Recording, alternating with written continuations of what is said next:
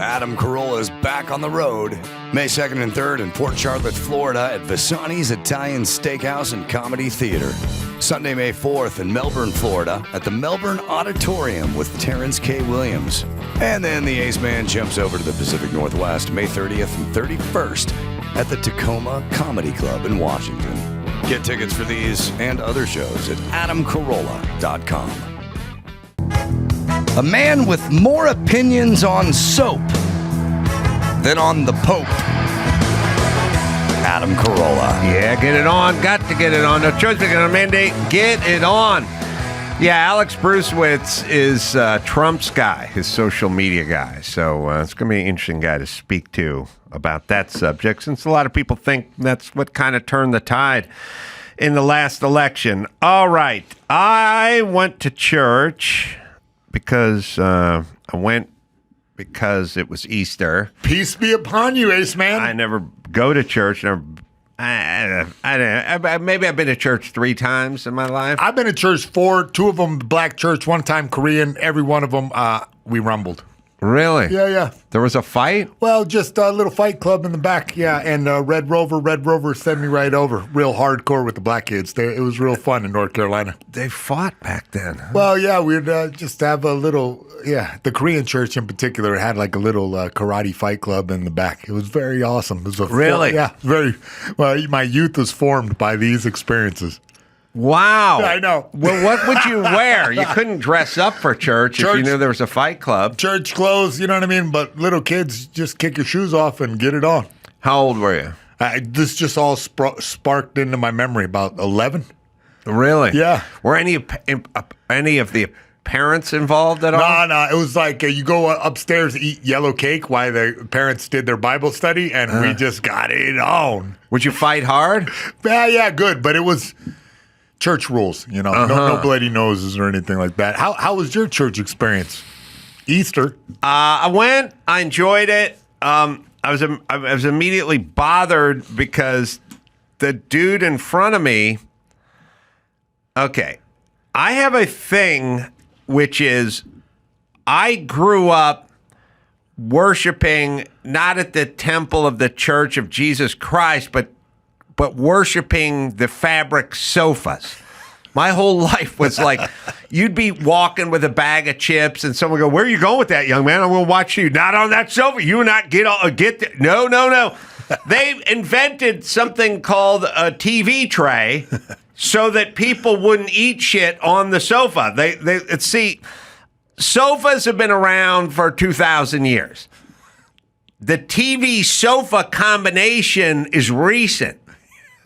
The food TV sofa combination is a new trifecta. You're right, yeah. But it immediately all came together, right? Because people are like sitting at the table, eating their food, and like trying to see the TV set behind them and hearing it. And then at some point, someone said, "Fuck it, bring the Mountain of Muhammad. We will get our food and we will just be ugly Americans. And instead of conversation and grace and things of that nature, we're all just going to stare and watch an episode of Three's Company facing the same direction on the same sofa, but we'll have a TV dinner tray." What about those highfalutin families that had the table and had a TV in the dining room?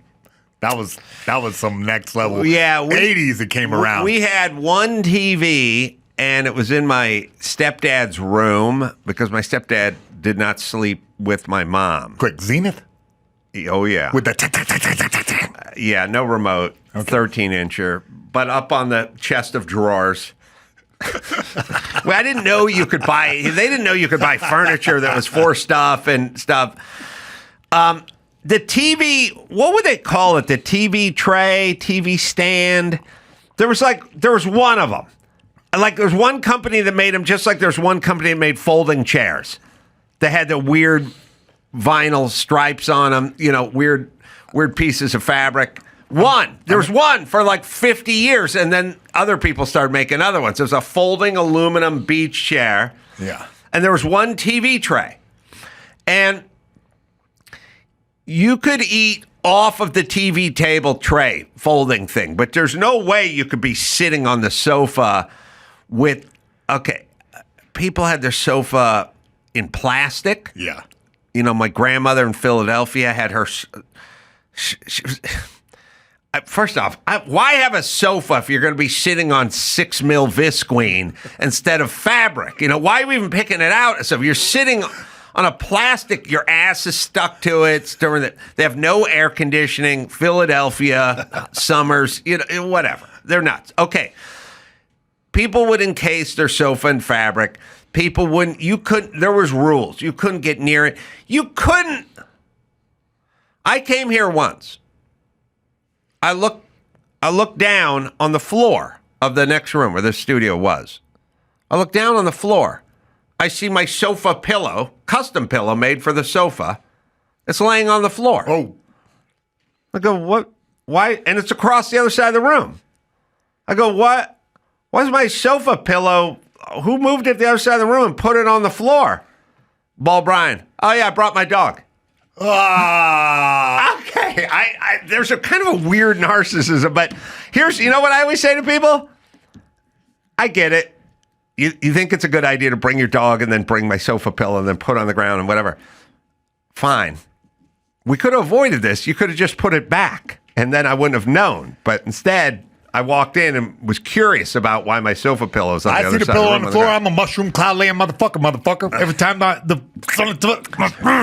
I am saying, in a world that I grew up, if you took somebody's sofa pillow that matched their sofa and put it on the other side of the room so your dog could sleep on it on the floor, I'm Superfly TNT. You just walked into their house and did that, you would be in a stockade in the middle of town in the locks or whatever being beaten. You would be beaten in the center of town.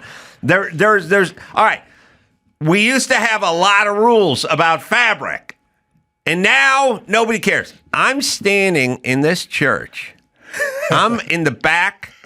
The pews are upholstered. We're talking Catholic church? We're talking like Spire? It had a pointy roof. Okay, there. So they have upholstered cushions, long pew cushions. All right. There's a guy standing in front of me, is listening to them sing in the homily and everything, and he's got one boot on the fabric while his other one was on the floor. Just one boot in God's house. Just walked. By the way, you couldn't park anywhere near this place. It was Easter Sunday. This guy walked a quarter mile on the fucking streets of Burbank, turned into the place, sat in the back, and then hiked his foot up and just set it. First, I don't even know that that's comfortable. Like, what's comfortable about 1 foot on fabric? It's your boot. It's fabric. People sit there. Just don't do it. He's lazing about like a gibbon. Oh. Were they new boots? Could you tell? I couldn't. It was funny. We're talking Timberlands? He could have been new boot goofing in church. I could have been showing off those new boots. I don't know. It's just, we got no more rules. Here's the thing, everyone. Don't put your fucking feet on people's fabric sofas when your shoes are on. In God's house. In God's house. And don't take people's pillows off their sofa and put it on the floor so your dog has a place to lay down. Needs a good smiting. Jesus Christ. Getting down to the fabric of America. Oh, my God. Something's wrong. Anyway, we used to have respect. What were those TV trays called? Were they TV table trays? No, there was, They folded out. They snapped together, and then you could sit there eating your Before TV my time, dinner. But there's a brand name. Yeah, it's like Xerox. No, they didn't have a brand name. They just were called TV trays, and I think we found, even the Carollas found our way to that because we loved not having conversations at a dinner table, and we didn't really have dinner. We did TV dinners, so we could watch Maude and sit at those stupid things. All right. Yeah, but these were specifically aluminum with like a plastic fiberglass top that snapped together. These were pure 70s shit. This is not wood or anything. Nothing nice. It's like a lineup. Which one of these trays hurt you? They all dropped a digit. All right. Then I had another weird, sad thought, and it was weird timing. But, there it is, like 70s TV tray. The 70s TV tray people kind of go, when you talk to people about society, you talk to people and know what they're talking about, they go, really changed is the pill. The pill. Yeah, women could just have sex with whoever they wanted, not fear being pregnant. And it really changed the trajectory of how our society was going. I'm like, oh, yeah, that would make a big difference because you would have had to marry the guy or have the baby or you had to be careful. And then the pill came along, whoosh, change. I would say the same for the TV tray. The TV tray is responsible for the destruction of the American family. It really is because we stopped. It used to all be like the Waltons. We'd all sit down at a table. Hey, John boy. Hey, Grandpa. Pass the potatoes. How was your day at the mill? Yeah.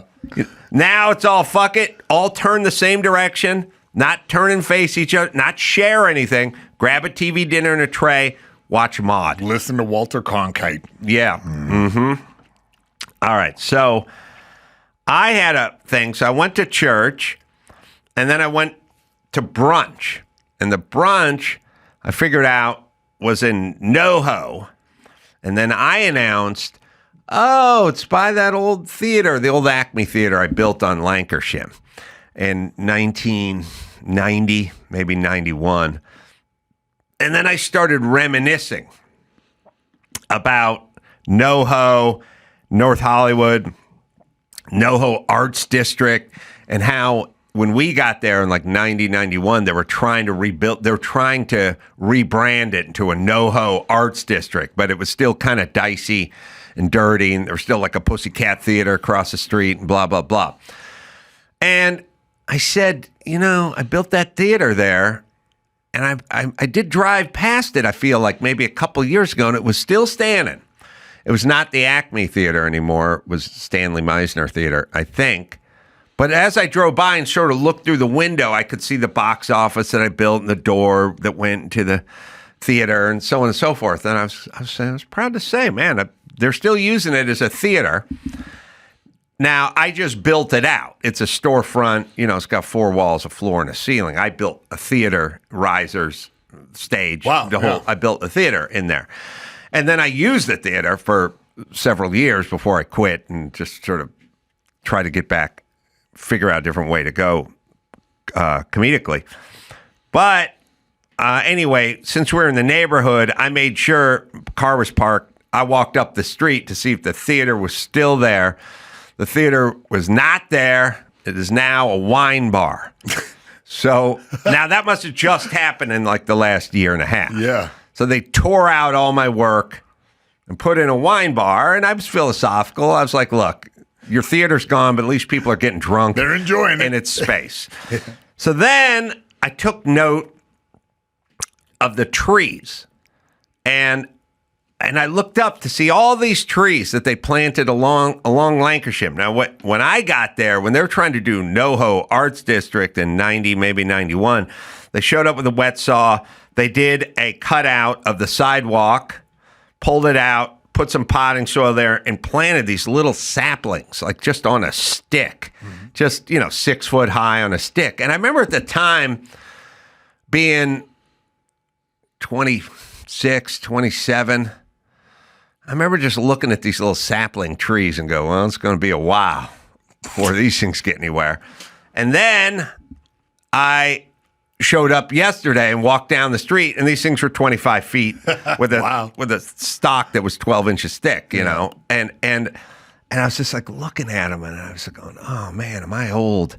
But then I thought, wow, it took a while for these things to get up, but it worked. It looked nice. Yeah. Somebody planned it out, and then I got home thinking about these trees and kind of thinking about my mortality, because I go, God, I remember I was just like 26 and they were planting these things. Now I'm old now and they're big trees. And then I got home and somebody sent me a tweet of somebody just walked through downtown or LA and just cut all these trees down, which were the same kind of trees and about the same height, and did the saw cut in the sidewalk. They did the same thing. All over downtown LA. This is on Grand Damn. before you get down to Fifth. There's a bunch more up there by the Wells Fargo Center. I saw it in South Park as well. Right. Disgusting. All right. So somebody planted these trees about the same time they planted the ones over at Acme, and it took 30 years plus to get them to that, but it took probably less than 20 seconds to take each one down. And you go, fucking 30 years of growth and fertilizer and water and nurturing and tending to, 30 years gone in a fucking second. And by the way, I don't know when you cut a tree off waist height and it just falls over, you just got to pull the stump up and replant the sapling. But I just thought, this is a really horrible and destructive act. And it also very indicative where we're at. We're now full chaos in Los Angeles. It's full burn it down mode. This isn't steal, the watch in the window of the storefront anymore and try to sell it and get some drugs. This is just pure destruction. Yeah, I don't even understand why. Is it some type of statement or something? I don't know. It doesn't make any sense, but everybody's fired up about this. They're going to string that guy up. We do have cameras everywhere downtown, We're correct? Find that guy. This person should be found, and that will tell you how much the city really cares or aligns with what they'll find him, but when you find a homeless guy did whatever, then what are you threatening with? Just you threaten him free rent. Threaten him with housing? I know. And food? I mean, there's no privileges lost. I guess peeing wherever you want is a privilege. I'm in favor of the death penalty for arson. Yeah. And maybe there's some way to expand that to chopping down 30-year-olds. Yeah, they're going to find out some disgruntled homeless guy. And in today's age of 24-volt batteries and mini chainsaws and shit like that, you can go to town. You want to vandalize, you can vandalize easily. And people think maybe it'll take a second. I don't know. You fire up a little chainsaw, you're at about 10 seconds per tree. I know. A lot of noise, a lot of trees, consecutive action. How did this happen? Because in downtown, nobody's down there during the, By the way, we think some woman's going to go down at 4 a.m. in curlers and confront the homeless guy with the chainsaw. Yeah. Hey, Buster, I'm about up to here with your activity. No patrols, nothing happening downtown. Well, here's the thing. Probably took him a couple hours or an hour. Let's say an hour. No, I don't think so. I think shit can be done remarkably fast when you're flying. From radio days. Do a couple rails, smoke a butt, get a blowjob, all simultaneously. Yes, all in the time of Stairway to Heaven. That's right. So, if this guy had a chainsaw or whatever, he could just run from tree to tree and knock it all out in minutes. But we're not doing anything anyway. I mean, it's chaos now. It's now Sodom and Gomorrah. But it was funny. I was staring at those trees that were put in the sidewalk as saplings, thinking, boy, it took so long to get them up, and these gone. Damn. And I don't think there's such a thing as them putting a tree back. They'll put a sapling back. Yeah. And then we'll have to get into some weird universe where we have to put a cage around the tree. Like we have to lock up the deodorant at the CVS. Like I'm telling you this, folks. We can put cages around trees and we can lock up deodorant, or we could create a normal society. Then we wouldn't need any of that. That's my crazy angle. But that's the way I roll. Speaking of societies coming undone, somebody sent me this meme, and I agree with it. It's an airplane baggage thing. I've complained about this a few times, and I think the tweet says the undoing of society or something to that effect. They'd have to see it, but it's a person checking in to an airline, and she's 300 pounds. She's a fat woman. She's checking in like at a Southwest flight, and she weighs her luggage, and it's 49 pounds. And she makes it because it's under 50 pounds. It's a 50-pound max for the bag to fly free. And then the next window shows a slender woman at 120 pounds checking in a bag that's 51 pounds, and now she's being penalized, even though her total weight is 171 versus a total weight of 349. Her and the bag. Now, I don't mind people pointing this out, and I don't know what the title of this thing says, Andrew, in there, but I think it's the undoing of our society or something of that. Society is collapsing. Oh, I'm sorry, it's up there. This is why society is collapsing. Now, I am for this, by the way, and I've argued with tons of people like, whoa, why is it fair? Okay, what do you mean fair? The thin person is subsidizing the fat person. It would incentivize the fat person to lose some weight, and it's unfair right now to the person that is subsidizing the fat person, which I tell people all the time. Hey, you fat cats, pay your fair share. We do. That's all we do is pay taxes. Other people pay no taxes. Why are you yelling at the people that are paying taxes? Why don't you find the people that aren't paying taxes and talk to them? We've lost our mooring as a society. All your bags and you. Is there something your bag is doing on that flight other than being weighed? Okay, let me ask you this. Why do we weigh bags? Why? Why even go through the process of weighing a bag? Well, because the heavier the load, the more fuel it takes to transport. Why do they weigh packages? Why does Amazon? Why does DHS why does any parcel service that ships packages, why do they weigh it? Why does the post office weigh? Why does it cost more to ship an anvil to Kentucky than it does to send a dream catcher? See what I did there? Yeah, I painted a weight picture, man. I saw that, yeah. A dream catcher versus an anvil. Why does it cost more to fly to Kentucky? One weighs more. Okay, now we're getting somewhere. So what's the difference in you and a parcel or an anvil or dream catcher? You're just being sent somewhere. Just fucking factor you're in. You're in. Your weight's in. But that anvil doesn't have feelings. Oh, God. You and your luggage should just be weighed together. Yeah. And the ticket should spit out just like when you go to the fucking salad bar and start loading up on that salad and you weigh it at the end.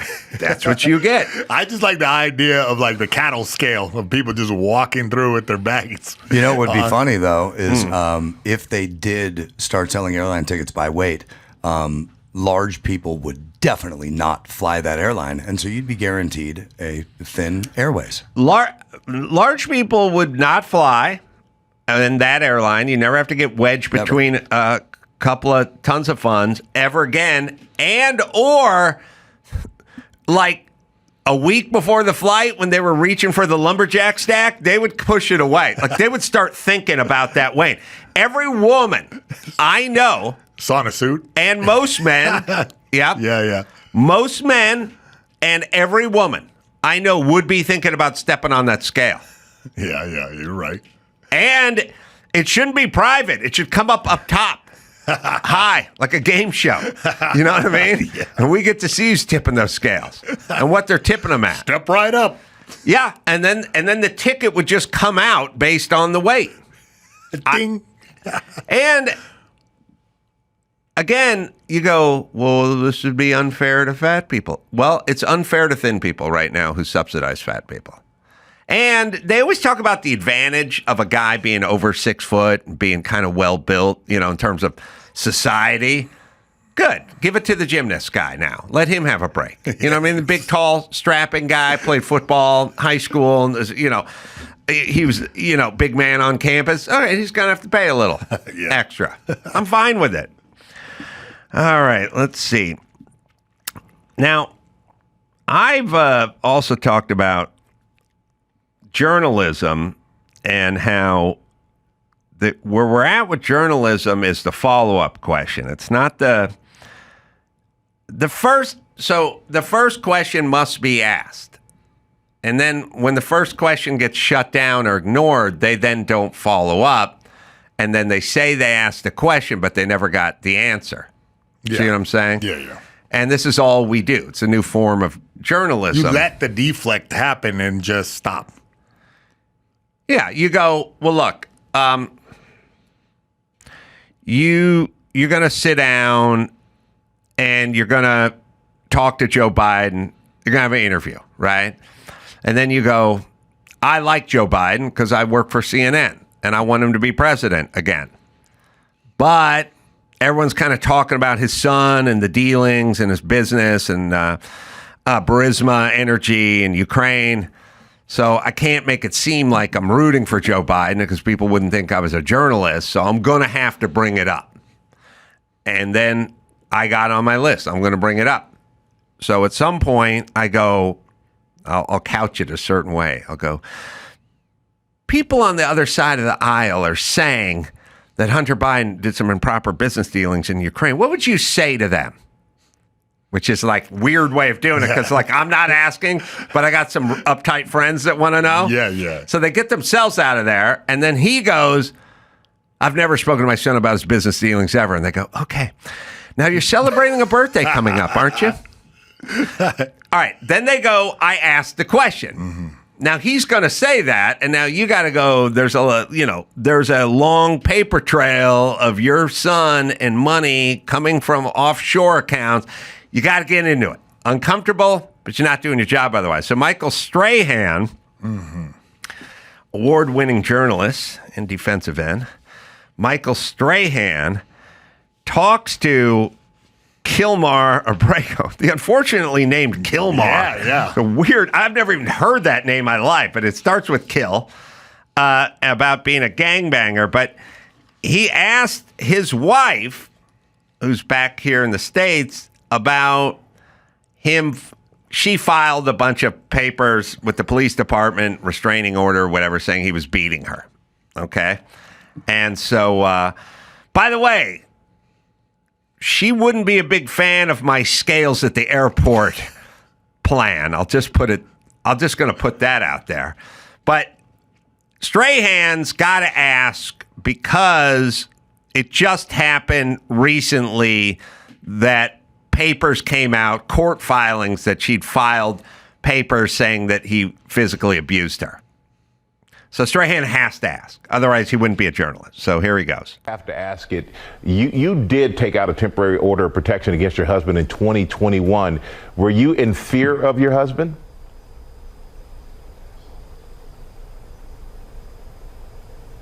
My husband is alive. That's all I can say.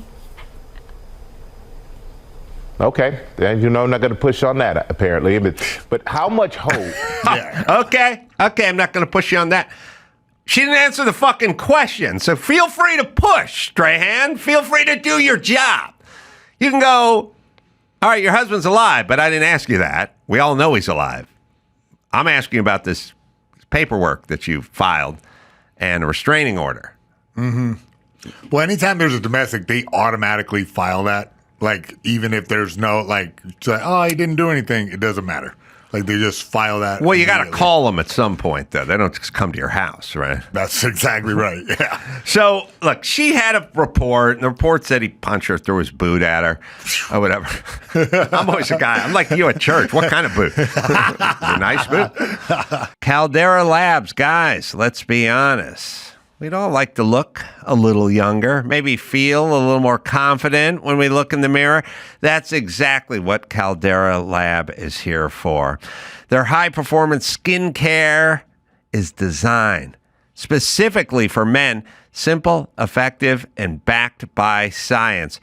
With products like the Good, an award-winning serum to help protect your skin from environmental stressors, and the eye serum to help reduce appearance of tired eyes and dark circles and puffiness. You really can't go wrong. They have cutting-edge formulas. They're plastic neutral. They're certified cruelty-free. And you're going to look younger and feel better about yourself. It's Caldera Labs, right, Dawson? Whether you're starting fresh or upgrading your routine, Caldera Lab makes skincare simple and effective. Don't settle for drugstore junk or steal your partner's products. Elevate your routine with skincare made for you. Head to calderalab.com/Adam and use code Adam at checkout for 20% off your first order. Home title lock. If you're a homeowner, you need to listen to this. When's the last time you checked on your home title? That's the legal proof you own your house. If you're like me, the answer is never. The problem is, in today's AI and cyber world, scammers are stealing home titles and your equity is the target. I was displaced from my home during the fires in SoCal, and scammers can take advantage of people in that position and steal their titles. Here's how it works. Criminals forge your signature on one document, use a fake notary stamp, pay a small fee with your county, and boom, your home title has been transferred out of your name. You won't even know it happened until you get a collector or foreclosure notice. That's why you need to stop what you're doing right now and find out today if you've already been a victim. It's home title lock, right, Dawson? Use promo code Adam at HometitleLock.com to make sure your title is still in your name. You'll also get a free title history report plus a free 14-day trial of their $1 million triple lock protection. That's 24/7 monitoring of your title, urgent alerts to any changes. And if fraud should happen, they'll spend up to $1 million to fix it. Go to HometitleLock.com now. Use promo code Adam. That's HometitleLock.com. Promo code Adam. Well, I'm saying Strahan's a journalist in this particular case. He asked her, what about this? And she said her husband's alive, which is a bizarre answer. And then he then sort of apologizes and goes, sorry, not going to go there again. Why are you asking the question in the first place? Okay, let's put it to you this way. Do you think people would like an answer to your question? I would go with yes, because that's why you're asking it. If you then say, I'm not going to answer it, I think people would like you to reapproach your question and get an answer to it. Well, but it puts his wife in an impossible spot. There's no way she can answer. Yeah, he's drunk and hit me that through his boot. No, you know what I mean? But I love him, so I want him back. There's no way for her to win. Okay, first off, she needs to be coached up. Well, you know, first off, why give an answer if you know the journalist isn't going to ask a second question? Like, yeah. I'd like to do that. Like when Nancy Pelosi gets asked questions about insider trading, she goes, we didn't do any of that, and that's that. And then she stands there, and then she leaves, and everyone just stands there. So I would also like to just add, and that's that. She needs the Pelosi School of Training. She needed somebody to go, look, he's probably going to ask you about this police report of spousal abuse, and then you would say, and by the way, I would accept this. I would go, listen, we'd both been drinking. We got into a pretty heated argument. Things spun a little out of hand, and I, may have exaggerated a little on the report, because it was in the heat of battle, but it was really nothing. I love him very much. He's a gentle soul. Yeah. Not he's still alive. Way better answer. Thank you. Isn't there anyone coaching though? Going, I know, yeah. No, she's gonna ask this. It's some immigration attorney who just got lucky. He's like, oh, this is the career changing. Yeah, everybody's gonna come to me if I get him back from El Salvador. Well, Strahan, go ahead. And next time someone doesn't answer a question that you're doing for an interview, feel free to ask it a second time or request an answer rather than apologize for asking the question when they gave zero answer. That's okay. That's okay. He didn't even want to ask the question. He I felt that there was a box he had to check. And right. Then, begrudgingly. Right. Yeah. So satisfying. I had a weird dream. I want to know what this dream means. It's very... I'm great at this. Are you? Yeah, I'm pretty good. Really? Let's manipulate the space-time continuum. I have very mundane, boring, and sort of frustrating dreams. I don't have dreams of glory. Okay? Never. And it's weird.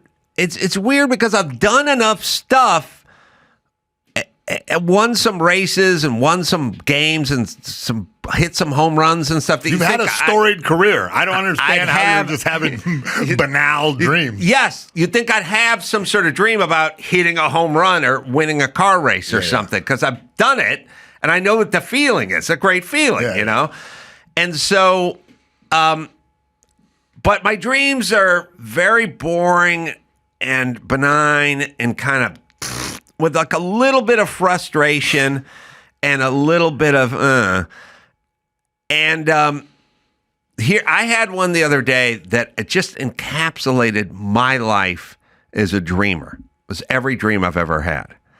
And I think it's some insight into how I just go through life and what I think about. Yeah. I do not have dreams of horror.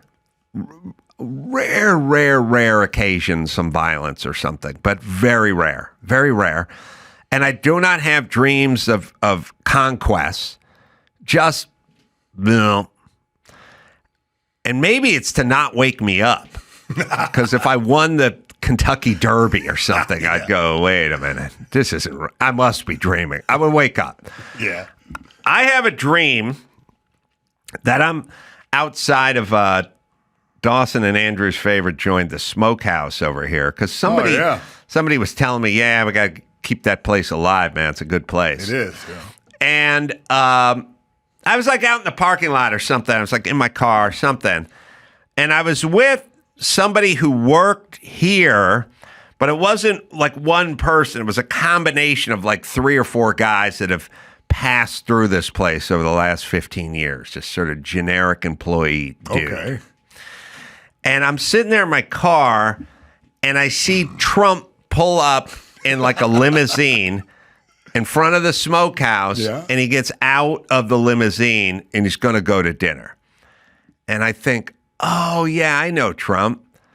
And I've run into Trump on occasion, and Trump's very good. You know, he's like, hey, Adam, hey, man, how you doing? You know, that's who he is, you know. Yeah. So he gets out of the car, and I say to the guy who works here, but I don't know which one he is. He's just kind of a guy, young guy, amalgamation of 3 guys who work. I go, let's go say hi to Trump.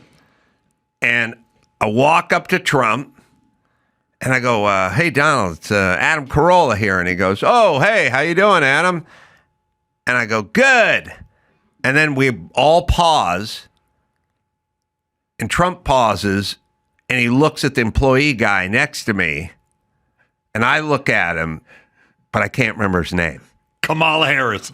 So I just stand there, and I look at him, and then I look back at Trump, and he looks at me, and the guy stands there silently looking at Trump, waiting for me to go, hey, this is my guy I work with, Rob, over here. But I don't know his name. I can't think of his name, and I'm thinking real hard, and Trump's like looking at me, and he looks at the other guy, and the guy just sort of stands there. Because the guy's young and he doesn't want to say anything. He wants me to introduce him. Yeah. And Trump goes, okay, then. And he just turns around and walks in the restaurant. That's the end of the dream.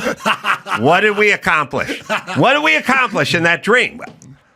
Ooh, yeah, I don't know. That's deep. I don't know. That's deep. It was just there. The meaninglessness of life. Life is just one big fucking disappointment.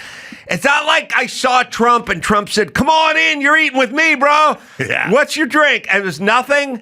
There was a cordial, like, "Hey, Adam," like he knew me, and then an awkward pause where he was waiting for me to introduce the guy, and so was the guy, and I couldn't summon it. And he just left. And that was that.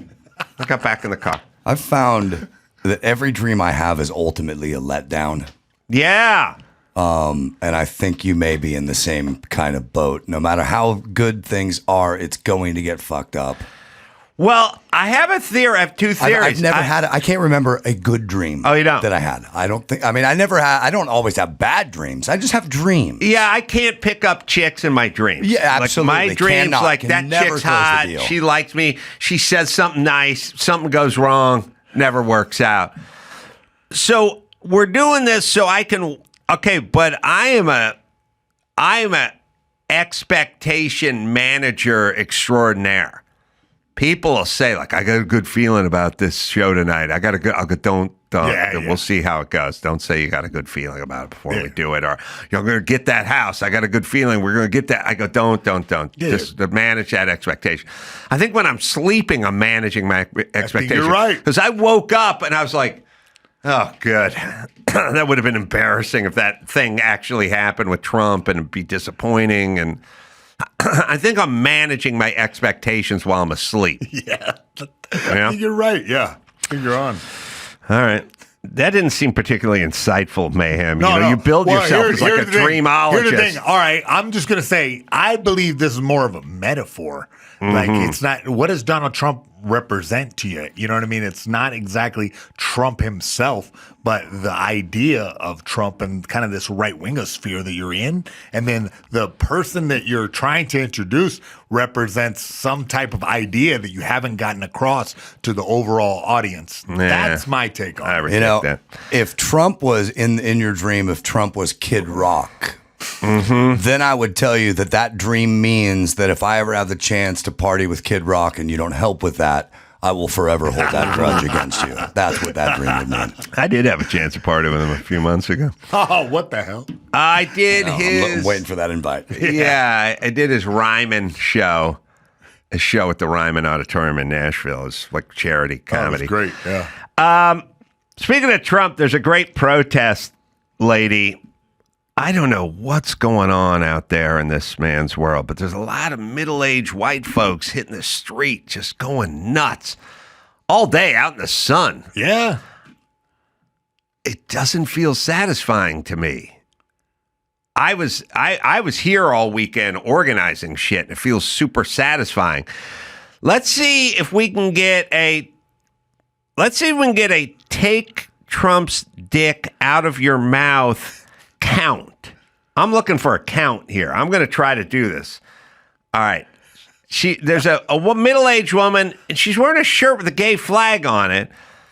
And well, a guy's interviewing her, but she sussed him out to be MAGA guy, but he may or may not be. He's a clean-cut guy with a mustache, but he's not wearing a MAGA hat. But he showed up to a protest. You know, it's a Take Democracy Back general. Where is it? It's everywhere in America now. Okay. But I felt the same way about the Million Women March. I kept saying, what's the plan? What's the goal? And they go, we're marching for freedom. And I go, you're fine. What do you mean freedom? You're fine.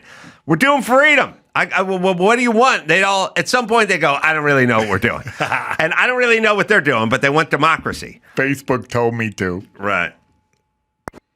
That mustache, you look so gay. You like the mustache? Yeah. I look so gay. What's wrong with being gay? You have a gay pride shirt on. Nothing. Are you using that as an insult? You're a proud boy, aren't you? Wait, you just told me I look so gay. Is that an insult? No, it's not an insult. So then why did you feel compelled to tell me that? Oh, you have beautiful skin. Oh, thank you, ma'am. Yeah. So There's this guys woman with gray beards, like giving the bird and everything and holding up. But sorry, keep playing it because she gets into it in a second. Oh, you have beautiful skin. Oh, thank you, ma'am. Yeah.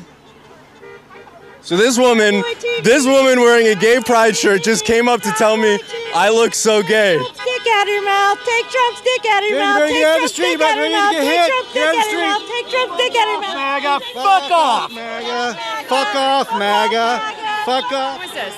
What is this? I've You walk around the microphone? Fascist. We'll talk to you. Would you like to speak to us? Fascist. Fuck off, fascist. Take Trump's dick out of your mouth. You got a nasty sunburn. Take Trump's dick out of your mouth. Take Trump's dick out of your mouth. Fuck off, Take fascist. Trump's dick out of your mouth. Take Trump's dick out of your mouth. Take Trump's dick out of your mouth. Take Trump's dick out of your mouth. Take Trump's dick out of your mouth. Take Trump's dick out of your mouth. Take Trump's dick out of your mouth. Take Trump's fascist. Take Trump's dick out of your mouth. Take Trump's dick out of your mouth. Take Trump's dick out of your mouth. Take Trump's dick out of your mouth. Take Trump's dick out of your mouth. Yo, leave my cameraman alone, dude. Leave my cameraman alone. Leave my cameraman alone. No, just this is the cameraman. Don't come up and physically harass him and intimidate him. Are you guys together? Is he with I you? just said, leave my cameraman alone. What didn't you understand about that? Take out of your mouth. Take Trump's. Your husband or whatever this guy is coming up and physically intimidating my cameraman. You got to leave the cameraman alone. Fuck off. And What's get out wrong of with here. you, man? That's my question to you. What's wrong with you? Nothing's wrong with me. Nothing's wrong with you? You think this is normal behavior? Take Trump's dick out of your mouth. You think this is normal behavior? Take Trump's dick out of your mouth. Even here. Amplifying it a little bit. And these guys have been. I'm more than. I think happy I'm to be about nice. 53 or 4 These guys or have been something. I've been trying to write it down. I'm at 29. Oh, no, she got more than 29. And I'd love to speak 40, with you. wow. Camera. He's hitting me. She's with his still camera. going. Why is that? You have followed me for 20 All minutes. right, and you we've can documented the thing that's funny is when she drives through the In-N-Out drive-thru on the way home, and they like roll the window down. They're like, "Would you like to order?" And she'll be like, "I'll have a double and a take Trump's dick out of your mouth." Wait, sorry. I'll have a take Trump dick. God damn it. I'm going to have a double dick take Trump. Shit. All right. Ma'am, are you okay? Yeah, no, hold on. Let me, my daughter wants to order. She wants a large take Trump stick out of your mouth. Fuck, I can't stop. Okay. The booth says 48. I had like 52. It's hard to tell because somewhere off mic. But listen. Yeah, you're right. I've said it a million times. It's 2025. The LGBT community, why is the biggest insult is to say a guy is engaged in sexual, a gay sexual behavior. Why is that a slight? Why is that an insult? It shouldn't be an insult. She's wearing a gay flag shirt saying these colors don't run and there's a gay flag on it. So she's a fan of the community. And now she's trying to insult the guy for engaging sexually in homosexual sex, which she's a fan of. Can I say this? I think I speak for all men here. Mm-hmm. I speak for every man. There you go. We have completely signed off on the concept of gay marriage, gay relationships, and gay adoption, and the gay lifestyle in general.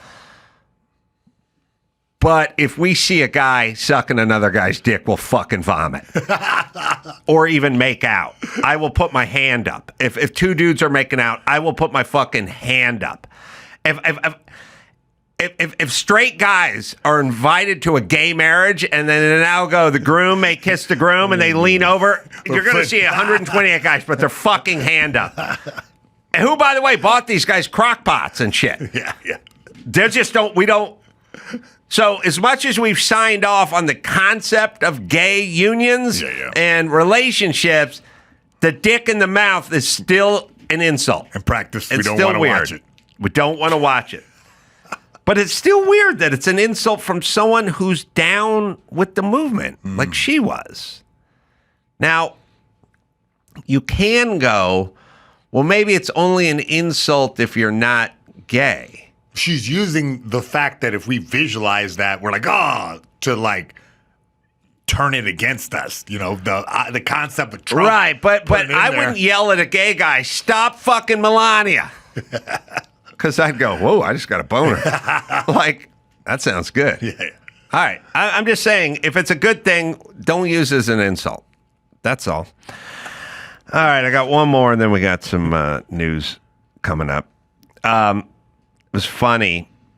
I would keep telling everyone all the time that everyone is on some sort of race to the bottom. You know, we were middle class. We were middle class.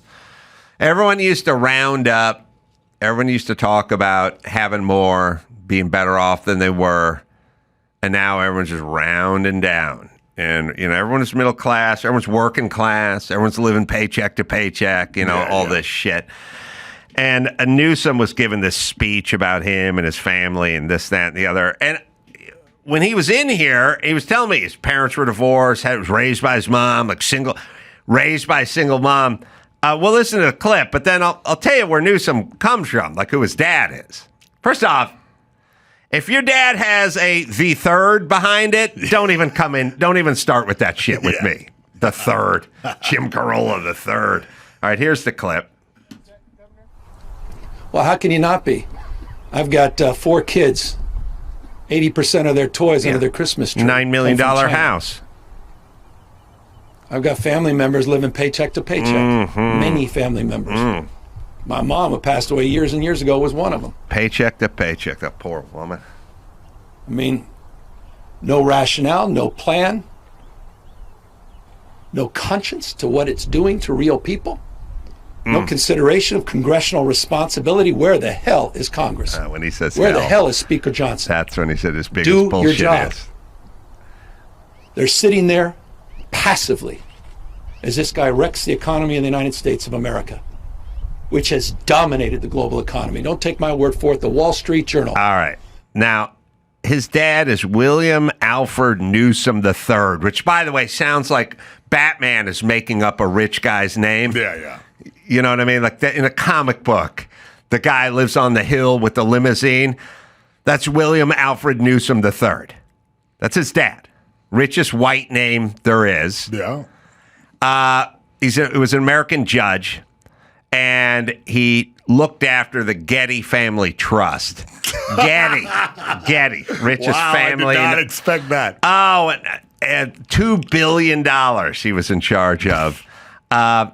He directly managed Gordon P. Getty's family trust.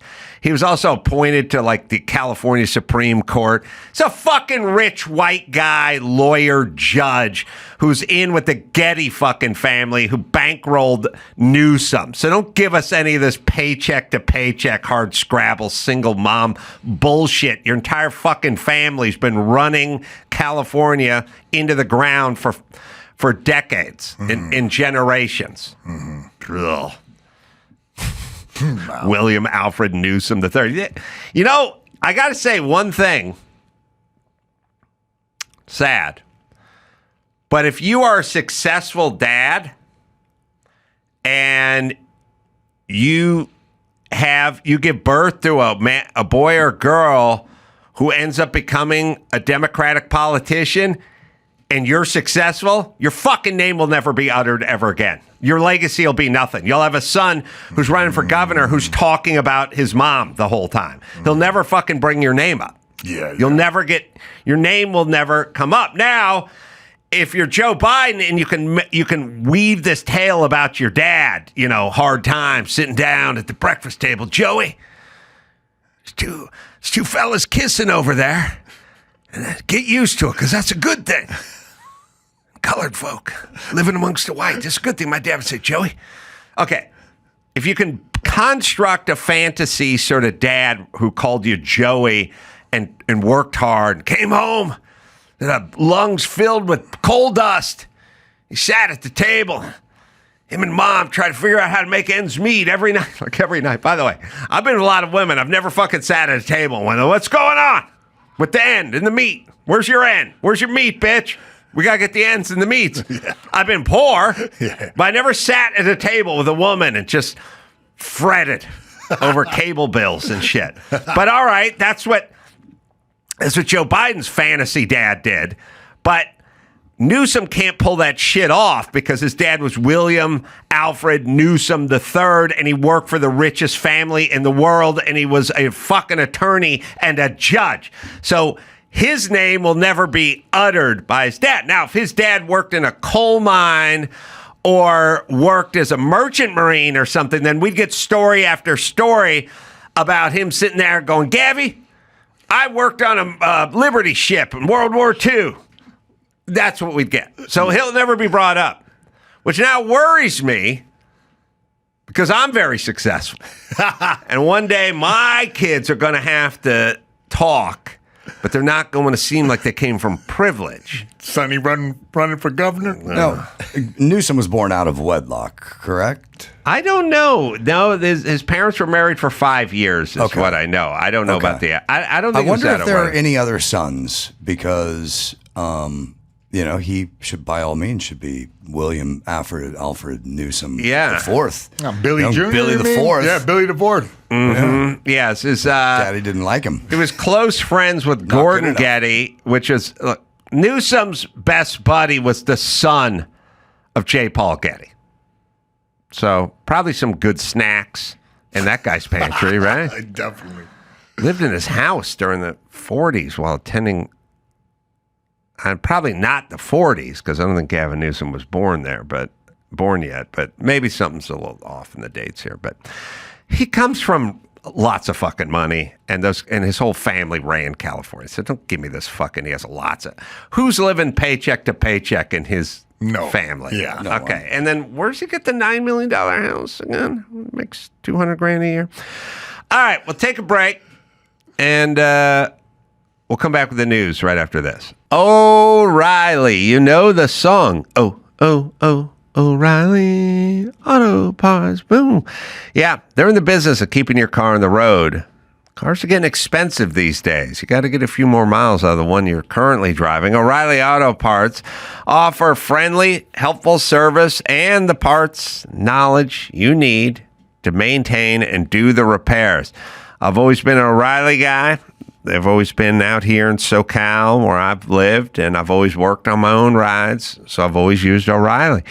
Whether you're a car aficionado or an auto novice, you're going to find the employees at O'Reilly Auto Parts are knowledgeable, helpful, and best of all, they are friendly.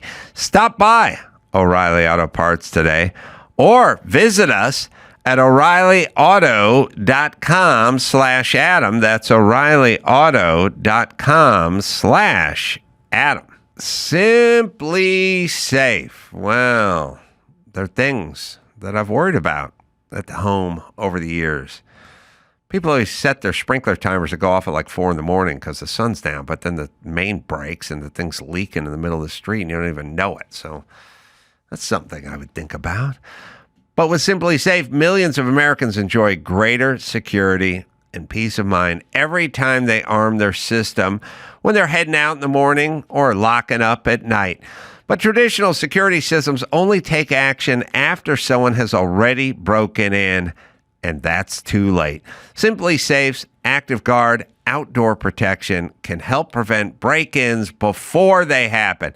AI-powered cameras backed by live professional monitoring agents monitor your property and detect suspicious activity. That's right. Let's not have him break in the house. We can nip this one in the bud. Monitoring plans start affordably at around $1 a day. So protect yourself with Simply Safe, right, Dawson? You can get 50% off your new Simply Safe system with professional monitoring and your first month free at simplysafe.com/Adam. Just head to simplysafe.com/Adam to claim your discount and make sure your home is safe this year. Keep your home, your family, and your peace of mind protected with Simply Safe. There's no safe like Simply Safe. And now, Alcoa presents Definitely Not a Jew on the Adam Carolla Show. Dateline, Indianapolis, Indiana. A 55-year-old homeless man was charged with stalking after using a library computer to send sexually harassing messages to WNBA star Caitlin Clark. Definitely not a Jew.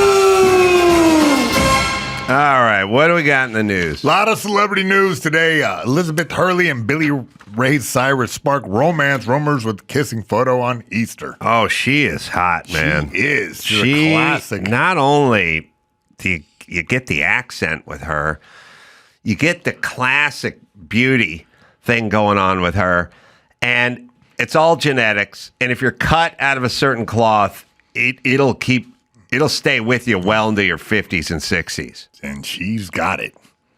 I'm telling you, there's certain women just have a certain cut.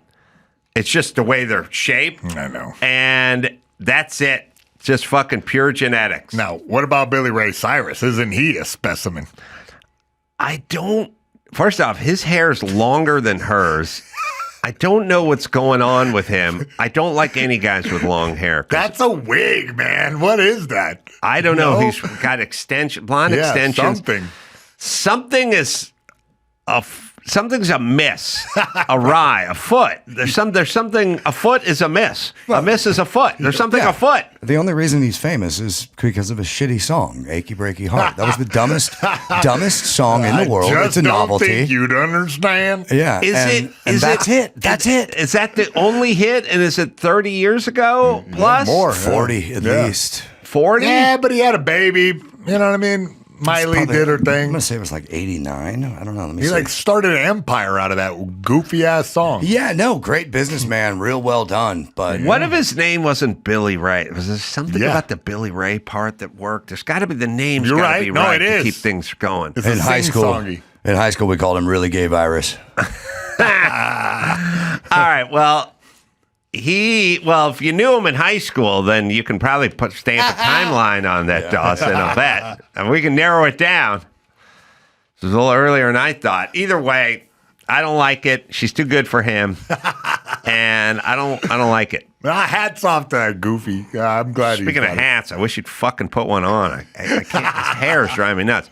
And was he having some kind of substance issues or something, or was he just loaded up on stage? Yeah, he was real loaded, and we did a news report on it a while back where he was just kind of hammered on stage. Released in '92. Yeah, that sounds better. He had like audio equipment problems, so he just kind of freestyled it up there. Liz Hurley is the one who like goes to the beach in a bikini and has her son take like sexy pictures of her or something. Yeah, I think you're right. Yeah, something a little off with her, but in a good way. I like her. Yeah, All maybe right. their crazy matches up pretty good. All right.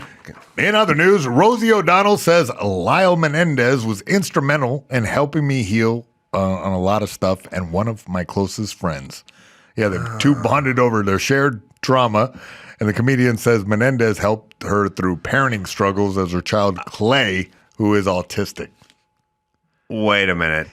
Did they transition to autism, or were they always autistic? Doesn't she have a kid that's I think they're cis autistic. Original. Clay.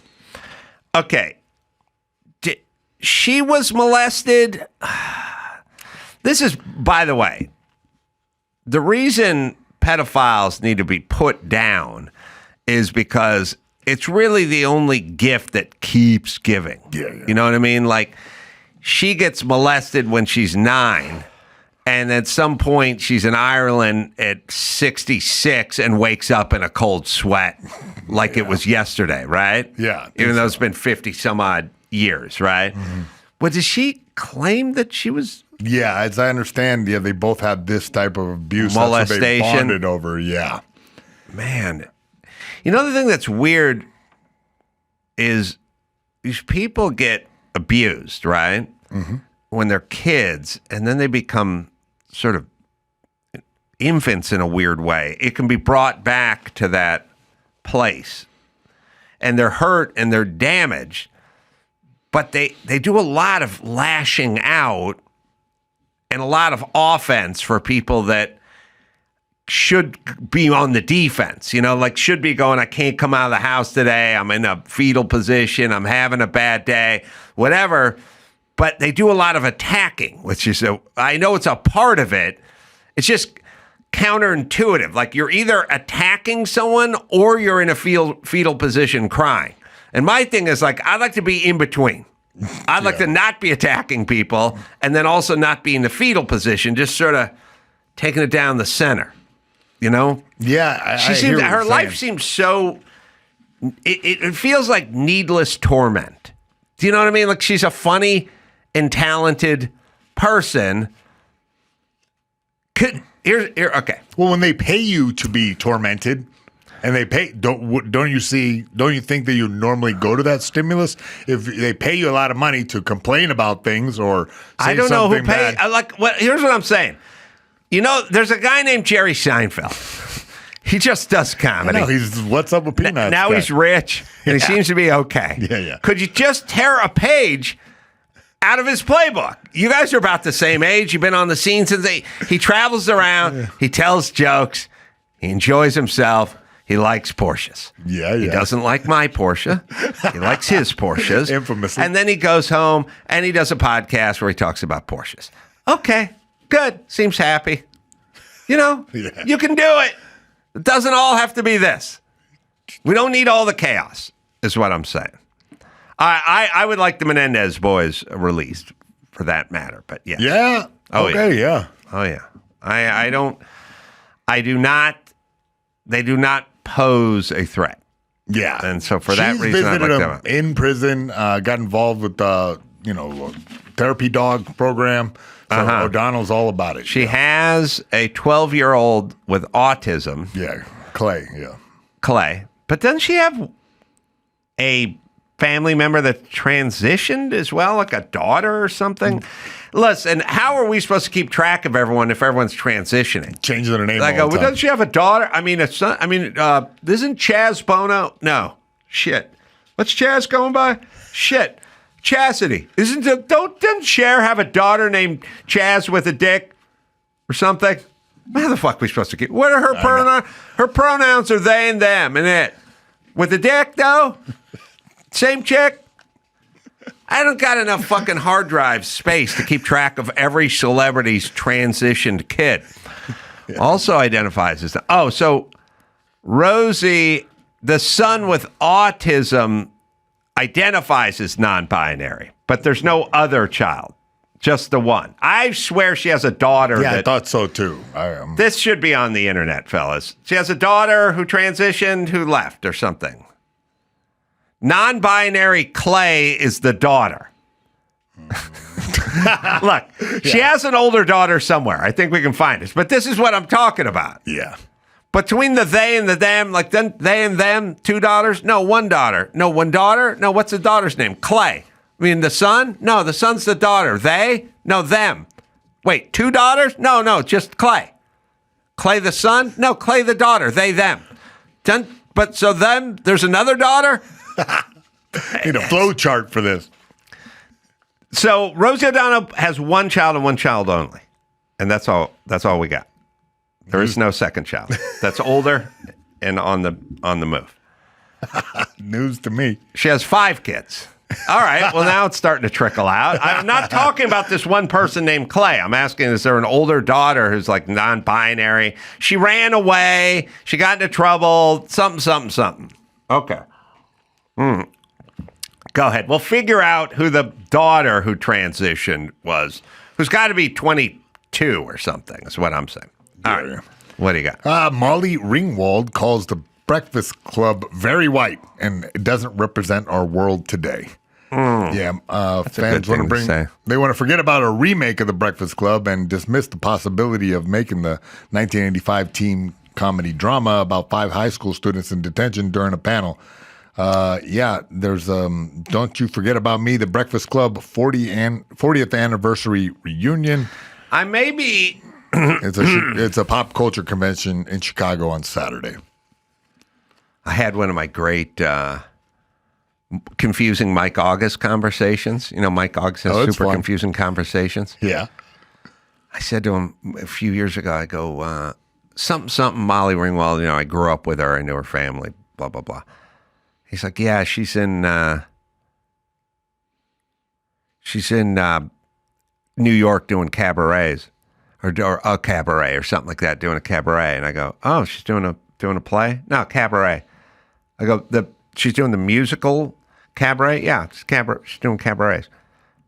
I go, no, she's doing cabaret. Is she in New York in the production of Cabaret? Yeah, no, yeah, music. Took 10 minutes to find out she was playing cabarets, but not doing not doing the play Cabaret, which with Mike was a good 20 minutes because I had to keep going back and forth. Like she's in the production of this play on Broadway or she's playing a small room and singing. She's a singer by trade, by the way. Yeah, I didn't know that. She sang on albums as like a 4-year-old. Really? She sung with her dad, Bob, who had a Dixieland band. I got to be honest, like Molly Ringwald totally missed me except for this movie. I have no idea anything. I know you grew up with her, but that's it. She was arguably the biggest female star for like a 2.5-year period. Really? Like I would say arguably in that Meryl Streep was always around, but wasn't in as popular movies. You know, I don't know who I would. I mean, she was Taylor Swift-esque. Oh, I didn't know. For a small period of time. Oh, wow. She was on the cover of Time magazine and Life magazine. Like was in the this same at the height of her popularity, the Brat Pack sort of thing? Yeah, I mean, the thing about these reimagining these things, like, all right, look, if you're making a movie about Vikings, then feel free to have Viking white dudes in it, Spartacus or something, fine. By the way, if you're making a movie about the Harlem Globetrotters, then don't shove Donnie Mo's son in. Yeah. He was Ralph Malph from Happy Days. That's a white dude. Yeah. Okay, if you're doing a story about the Tuskegee pilots or something, the Tuskegee Airmen, then don't shove Rob Lowe in it. as a pilot. Like, okay, don't do that. Yeah. But you can do movies where there's a group, and the group is, 2 white chicks and 3 white dudes. Like, I've had groups. I had friends. I had friends that were white. They had, like, white girlfriends. We'd hang out on occasion. I went out to brunch with 2 white people yesterday. So it would have been 4 white people sitting around. So you could make a movie about that. Yeah. It's all right. So I don't know why everyone just does that to try to get in good with Hollywood. But it's really just bullshit. It's fucking a movie. They made movies with black casts, white casts, and then like mixed casts. Just do it again. Yeah, Fine. yeah. I don't know. I had a theory about Molly Ringwald, which was I've been thinking for a long time because she was a big star. And then she kind of, I don't know, I want to say faded out, but she just did other things and the business is fickle. Cabaret. And she's doing a cabaret. Mike told me. By the way, Rosie's other daughter, Chelsea, ran away but did not transition. So she did run away. So Rosie only has one transitioning kid or one non-binary kid. That's pretty good for Rosie. Not too shabby. Not bad. So here's what I kept thinking. But I'm not thinking it anymore. But maybe I should.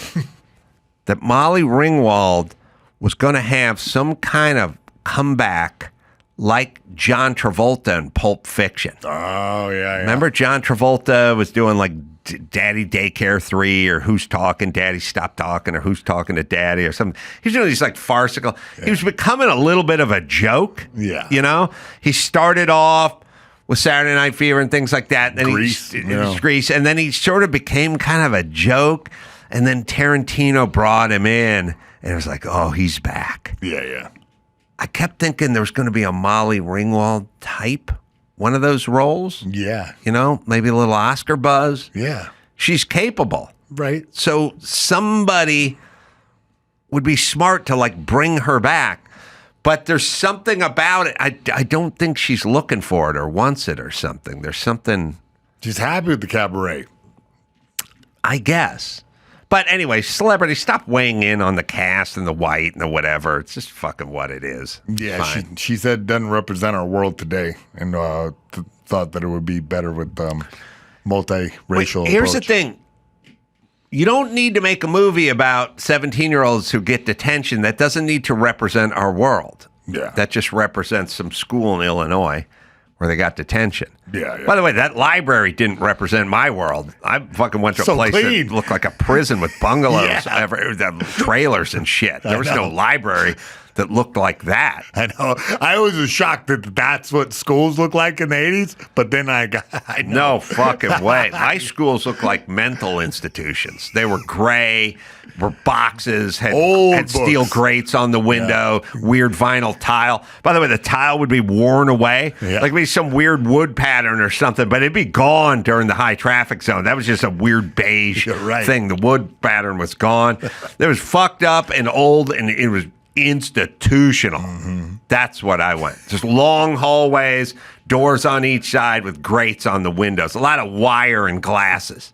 Glass embedded with wire in it, chicken wire and glasses and steel grates everywhere. Well aware. It just looked like shit. It was a prison. I mean, basically the same contractor that built North Hollywood High just built a prison. You're right. Okay, but not this. No. All right, what else we got? We also got Shannon Sharpe in the news, accused of rape in a $50 million lawsuit after what he calls a rocky consensual relationship. Yeah, Hall of Fame tight end Shannon Sharpe has been accused of rape by a woman under the pseudonym Jane Doe in a 13-page, $50 million civil lawsuit filed Sunday and obtained by the Post. The complaint filed in Nevada State Court alleges ESPN personality committed sexual battery, and engaged in the intentional infliction of emotional distress during a rocky consensual relationship. Who called it a rocky consensual relationship? Actually, the filings say that. So she had a consensual relationship, but yeah, it was rocky. It was rocky. Well, it's rocking that he has a fucking ton of money now and she wants some, or I don't know what rocky means. Yeah. I never thought about, his brother is. No. What? Who? He's got a Hall of Fame wide receiver brother. No? I didn't know that. Sterling Sharpe. Oh, you're right. Who was also a physical presence. Yeah. But he played wide receiver, so he was a big wide receiver, right? Mm-hmm. But think about it. I don't know what year these guys were born. Sterling's probably older. And I don't know where they grew up, but I'm guessing some poverty. Yeah, well, the complaint accused Sharpe of threatening to kill her multiple times, being manipulating and controlling, and repeatedly threatening to brutally choke and violently slap her. Threatened to do so, I guess. Yeah. I now have a new creed, which is believe no woman. I know it was believe all women 10 minutes ago, but since they've all turned out to be fucking liars, I'm going with believe no woman. Like, okay, is that... Oh, so that includes Hillary Clinton and Kamala. Did Kamala Harris work at McDonald's or not? Okay, we're not believing any women anymore. You get a lot of trouble by believing all women. Yeah. So I'm now believing no women for a period, and then I will venture into believing some women at some point, but we're not there yet. He has denied all allegations of coercion or misconduct in a statement through his counsel. Okay, Sterling Sharpe, born in 1965. Shannon Sharpe, born in 1968. Both grew up in Chicago. All right. I'm guessing they grew up in maybe a rough and tumble black neighborhood. Sounds like it's Chicago. Sterling is a kick-ass name. It is. For a dude. It is. Shannon is not a good name for a young black man growing up in a hard-scrabble south side of Chicago. He had to be perpetually pissed that he got Shannon when his brother was Sterling. Because Sterling, there's middle-of-the-road names. Ed and Ted and Fred, And then there's cool names. Sterling is good. And by the way, Sharpe sounds like you're a knife manufacturer. You know what I mean? Yeah. Sterling Sharpe. It sounds like sterling steel and a sharp blade. Like Sterling, it sounds like you make swords for the Japanese army or something. Yeah. Sterling Sharpe Sword Company, 1761. Sterling Sharpe. Sounds like a company owned by William Alfred Newsom III. That's right. A wholly owned subsidiary of Getty Oil. Shannon Sharpe sounds like you do gay porn. Shannon is not even a dude. Look, there's names that can go both ways, like Sam, Sammy, or something. Shannon is a chick name. Now, there was famous crooner from the 60s and 50s, Del Shannon. Yeah, of the Shannon. A little runaway, but Shannon's his last name. We can't control that. Who's a famous Shannon? Well, unless you're from Ireland. Yeah. Then that's the only way it goes. I don't think Shannon would go well in the early 70s when he was a young lad, like in Chicago, in the tough streets of Chicago in the black neighborhood. Irish. Yeah, Sterling, good. Shannon, you're going to get picked on. Yeah. With that name. Maybe made him a better player. Well, there's Michael Shannon, but again, we're in the last name department. William V. Shannon, former journalist and author. And I still need a first Shannon. Second name Shannon's not helping me. I need a first name Shannon. So he had a tough childhood because the name was Shannon. Now, he could probably bench 300 pounds on his 14th birthday, so that probably helped him a little bit. Definitely did. Overcomes the adversity of being named Shannon. Yeah. And they probably fucking stopped making fun of that guy because he was a full animal when he was like 16, right? Yes. Like, well, that guy's a beast, right? Yeah, definitely. So,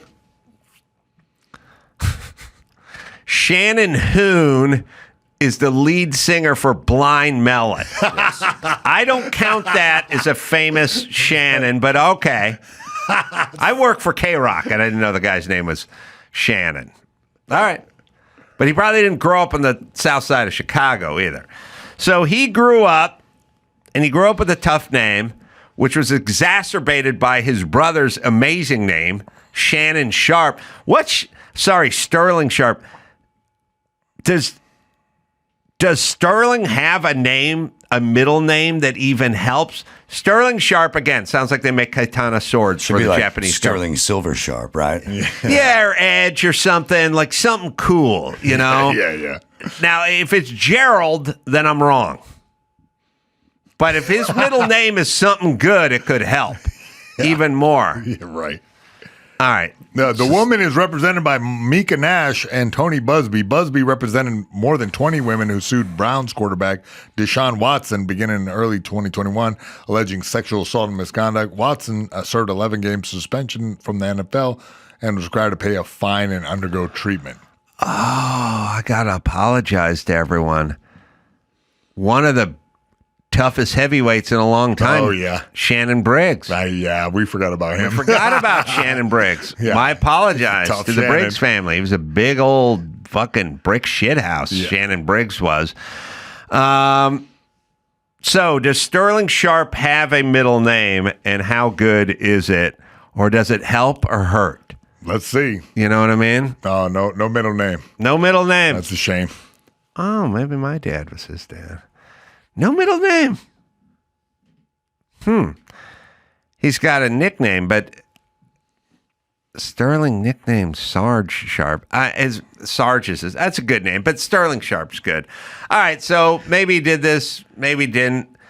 I don't know. They had a consensual relationship. Well, they say that there was a cycle of control, fear, and submission that became routine. He's yelling at her, controlling her, forcibly grabbing her by the neck when he got upset, and saying he was going to kill her. Asserting dominance became the norm. This is what they're claiming, that it kind of went in a cycle of violence sort of thing. All right, well, I believe no women, so I'll have to wait till the tape comes out.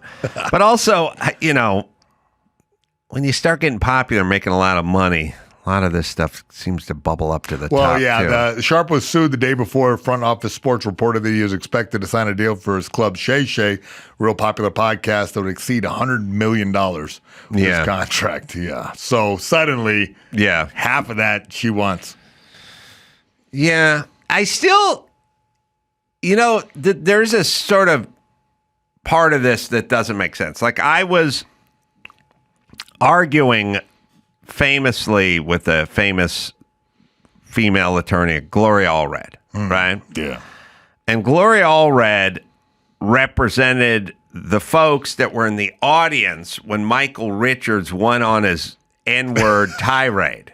Sue him for? Yeah, for damages. What? And I said to her, how does giving them money make them better? I don't get why paying somebody makes stuff go away. You know what I mean? Like, if you were raped and someone went, all right, well, here's $80,000. You were never raped. How does this money, and especially words, you know what I mean? I said sue people for the YouTube comments. I said, what if they were in the audience, they were fat, and he was making fun of fat people? Would you be able to sue them? And she goes, well, that's not what happened. I beat the shit out of her with this argument. But she said, I said to her, why is a rich guy, a multimillionaire like Michael Richards, why is cutting a check punishment to him, and why are them getting money? I don't get why it's punishment. And she said, don't you think he should be punished? And I said, oh, yeah, he's being punished. His reputation is destroyed, and he's never going to work again. And then she told me I didn't know about that. It's worth listening just because it's funny. I love schooling up a shitty lawyer. But it's where Crystal Brain came from. Yeah, I don't understand this. I don't get the reference. Well, you'll get it in a second. It's we can play it. Crystal Brain is not isolated? Yeah, we'll find it. Dawson will find it. We're going to label our stuff better. I think that's what we're going to do. Because Crystal Brain has definitely been ISO'd out. But you can play me talking about fat people if you want. What about if I'm morbidly obese and you call me a fat ass? Okay, again, you have, first of all, morbid obesity is a physical condition. And, you know, I would hope that no one would make fun of anyone on account of that. Well, they did in my hypothetical question, so please address it. I'm just telling you, I want to focus on racial issues. Because you know this would hurt your argument. That's why you don't want to address it. Of course, if you had a logical answer for my hypothetical question, you would give it at this point, but you don't, so you won't. If you would like some free legal advice, you can't answer a hypothetical question. Who will give Gloria Allred, you're not capable of answering a basic hypothetical question. Well, you know what? I don't need to be answering that on your show. When of course, because you have no answer. Because you have an answer that would hurt your argument. You obviously don't think that issue is important enough. Oh, there you go. That's right. Imply I'm a racist. That's a good way to get out of not answering a very basic question. Very smart card you play, Gloria Allred. Every time somebody has a question, every time someone has used logic to corner you, you play the race card and get them on the run. Diabolical. It's not going to work. Either answer the question or I'm going to get off the phone. Thank you very much. Goodbye. All right, coward. Yeah, okay. Michael Strahan. You see how you talk to fucking people that dodge questions? If you won't answer a hypothetical question, then you're wrong. Mm-hmm. Your synopsis is wrong if you won't answer a hypothetical question. And by the way, everyone by law should have to answer hypothetical questions because they're hypothetical questions. There should be no not answering. Yeah. It's hypothetical. Oh, we have the crystal brain. I happen to enjoy this one. Sir, if you will answer my question, I do think it was wrong what he did. But you don't think he should suffer a consequence? I don't necessarily say he shouldn't. He will and has. Like what? How has he been punished? Well, first off, we're talking about what a jackass he is on a national radio show. That's enough. Well, some would say it's the ultimate in a certain sense. Well, I don't know, and I'll tell you why. Why is giving away money the ultimate punishment? Isn't your name being tarnished the ultimate punishment? Let me address your issue. Yes. That if he's talked about, that's punishment enough. For some people, that enhances their career if they're celebrities.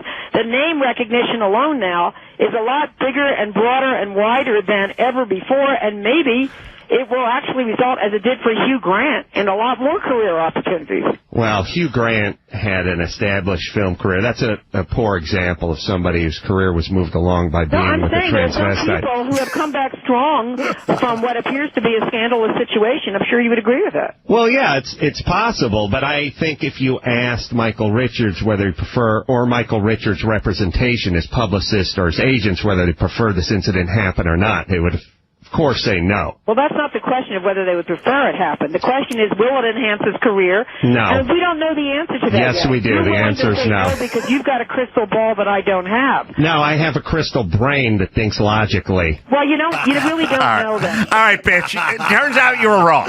Turns out it may have hurt his career just a little bit, but she thought maybe it would enhance his career, dropping 70 N-bombs by being filmed on a stage in L.A. Okay, she's a fucking liar. She's a liar. And the problem is she's too dumb to realize I'm smarter than she is, and she brings that shit in there. But Michael Strahan, that's how you talk to people who lie. Yeah. Crystal brain. Crystal brain. I finally heard the genesis. All right, Mayhem, you're going to wrap that news because we're going to talk to Alex Bruesewitz. And I hope I'm pronouncing that name correctly. He's Trump's right-hand man and has been doing much in his campaign. And I want to talk because it's pretty historical what he got done over the last several months. And we'll talk to Alex right after this. Homes.com. Some might say Homes.com is the best home shopping site. Maybe Homes.com's super comprehensive and transparent agency directory. Or maybe it's that Homes.com is the only site that always directly connects you with the listing agent that knows the home the best. Perhaps it's because Homes.com has the most in-depth neighborhood content of any home shopping site that's extensively researched to highlight the personality of each neighborhood. Homes.com goes above and beyond to bring home shoppers the in-depth info they need to find the right home. Homes.com. We've done your homework. See what's screaming free all month long during Pluto TV's April Ghouls. Get your heart pounding with nightmare-fueling classics like Insidious and Bram Stoker's Dracula. Or test your nerves with haunting hits like Urban Legend and Don't Be Afraid of the Dark. Pluto TV has hundreds of channels and thousands of terrifying movies, live and on demand. Download Pluto TV on all your favorite devices and start streaming now. Adam Carolla is back on the road.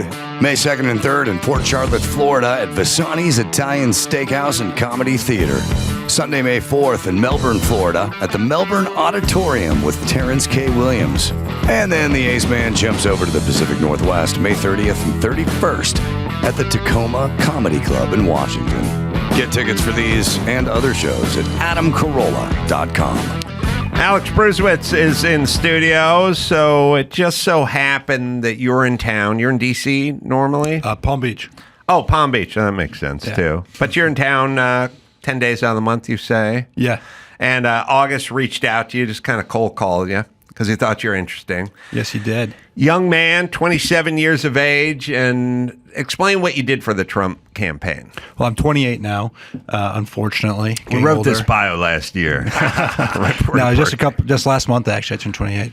But I had a really awesome opportunity to help the president's media strategy for the campaign, helped oversee the podcasts that he went on, the influencers that he did, meetups with, some collaborations with, and really just helped bring the president's message to all different corners of the internet. Some good corners, some bad corners, but it got everywhere, and that's what I was tasked with. People think that was the difference. They always sort of, when there's a election, they have little snapshots and moments, and they talk about, oh, that moment when in the debate or in the whatever. And it's much more complicated and nuanced than that, but they have these little moments, you know. And it was basically Trump going on these podcasts mixed with Kamala not going on the podcast that people sort of attribute to the moment, you know. And maybe it was, and maybe it just had something to do with it, or maybe it was a much bigger deal than we even anticipated. But people will walk away from this election, and it's the sort of moment where he would show up, do long form, ask anything, I'm here for 3 hours, versus prepared, edited clips and short. Right. And post-election, there's been a lot of coverage on how this was the podcast election, and the media wants it to be as simple as that, and the Democrats want it to be as simple as that, and that's why all of the Democrats are doing their own podcast circuit. Your terrible governor here started his own show. But it's not that simple. You know, we just had a really unique candidate. President Trump is one of the most remarkable people that I've ever met in my life. I think even aside from politics, he's one of the coolest guys that's ever lived. And for the last 8 years, the media has tried to take that away from Trump. The Trump, you know, when I was a kid, he was the billionaire businessman on television, and everybody loved him. All of the rap songs. You know, when I was in high school, Mac Miller came out with Donald Trump's song, and it was such a great song. And you know, I think the president ended up suing Mac, but we ended up reclaiming that image of Trump before he got into politics, and the podcast helped him. You know, reintroduce himself to the American public in the format that he was previously known for, being that fun guy, the entertainer, you know, the smooth talker. And so we were able to circumvent the mainstream media's narratives about him and showcase him in the way that we wanted to. What about the memes? The memes. You know what I mean? Like, really, it's his podcast, but the meme culture is kind of what put it over the top, no? Right. I mean, so another thing that I loved is how the media didn't know how to cover the podcast success, right? So the podcast views, if you post it on YouTube, is just one thing. And so they would cover it. Oh, Trump reached 3 million people today on YouTube. And, you know, that number, and for some people, that's a lot. But what I loved about the podcast is the memes that could come from them, or the clips that would come from them. You know, we do one podcast with Theo Vaughn, for example. Theo Vaughn on YouTube had 14 million views, pretty substantial. But there was clips from that interview, including when Theo was educating the president on how cocaine feels, that reached 70 million people alone. And so these podcasts would turn into memeable moments and then viral clips, and we'd be reaching hundreds of millions of people per episode that we were doing on, if you calculate it, on all the different clips that were going viral. Yeah, and people say, and I don't think they've thought it out, but they say, why doesn't Kamala Harris just go on Joe Rogan's show and sit down for a no-holds-barred 3-hour talk fest? And I'd be like, well, because she's lying and she can't. You know what I mean? It was this thing. It was like, oh, why doesn't OJ just take a lie detector and explain that he didn't, like, there's always this weird thing where it's like, Fauci, just go sit down with Tucker Carlson and explain to him, coach him up. It's like, He's lying, and he can't do it. And she's a liar, and she can't do it. So, can't do it. And they go, why not go on Joe Biden? Because she can't. Right.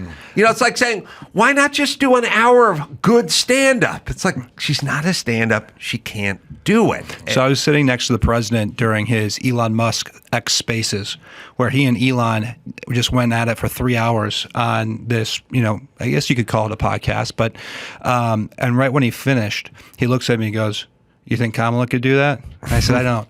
And he goes, yeah, you're right. I said, she's not that bright, sir. And he goes, yeah, that's it. I say, well, sir, what I say is she might be the worst vice president in history, but she's also the best looking.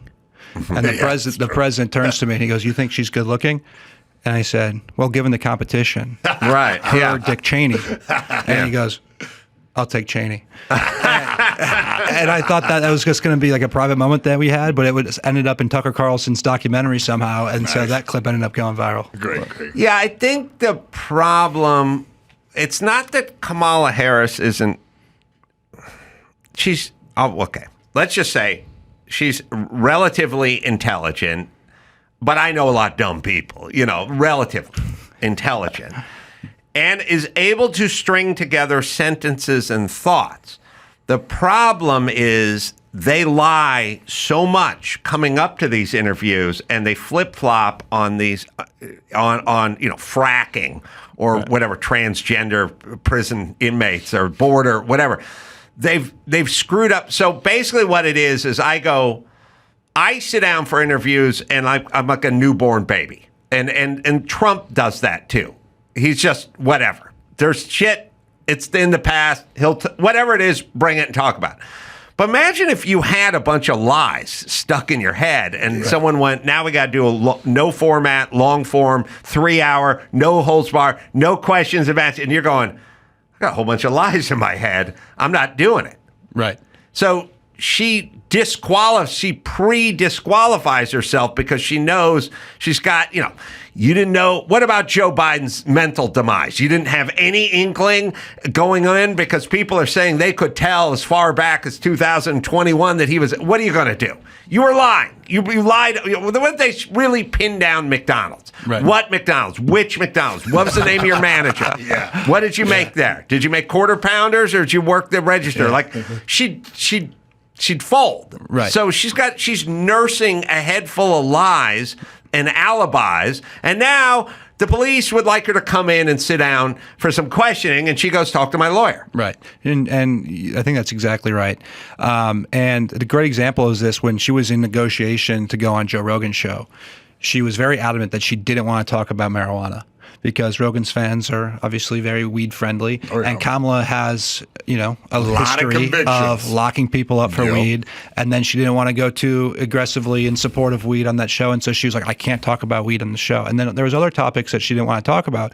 When I would interact with these podcasters, I didn't ask for questions up front. I didn't say, you know, these topics are off limit.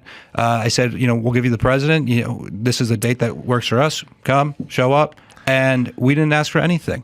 Well, the second you start vetting subjects, you've almost disqualified the reason for doing the podcast. Right. It's no longer what it was. Right. It's essentially going, here's the beauty of this art form.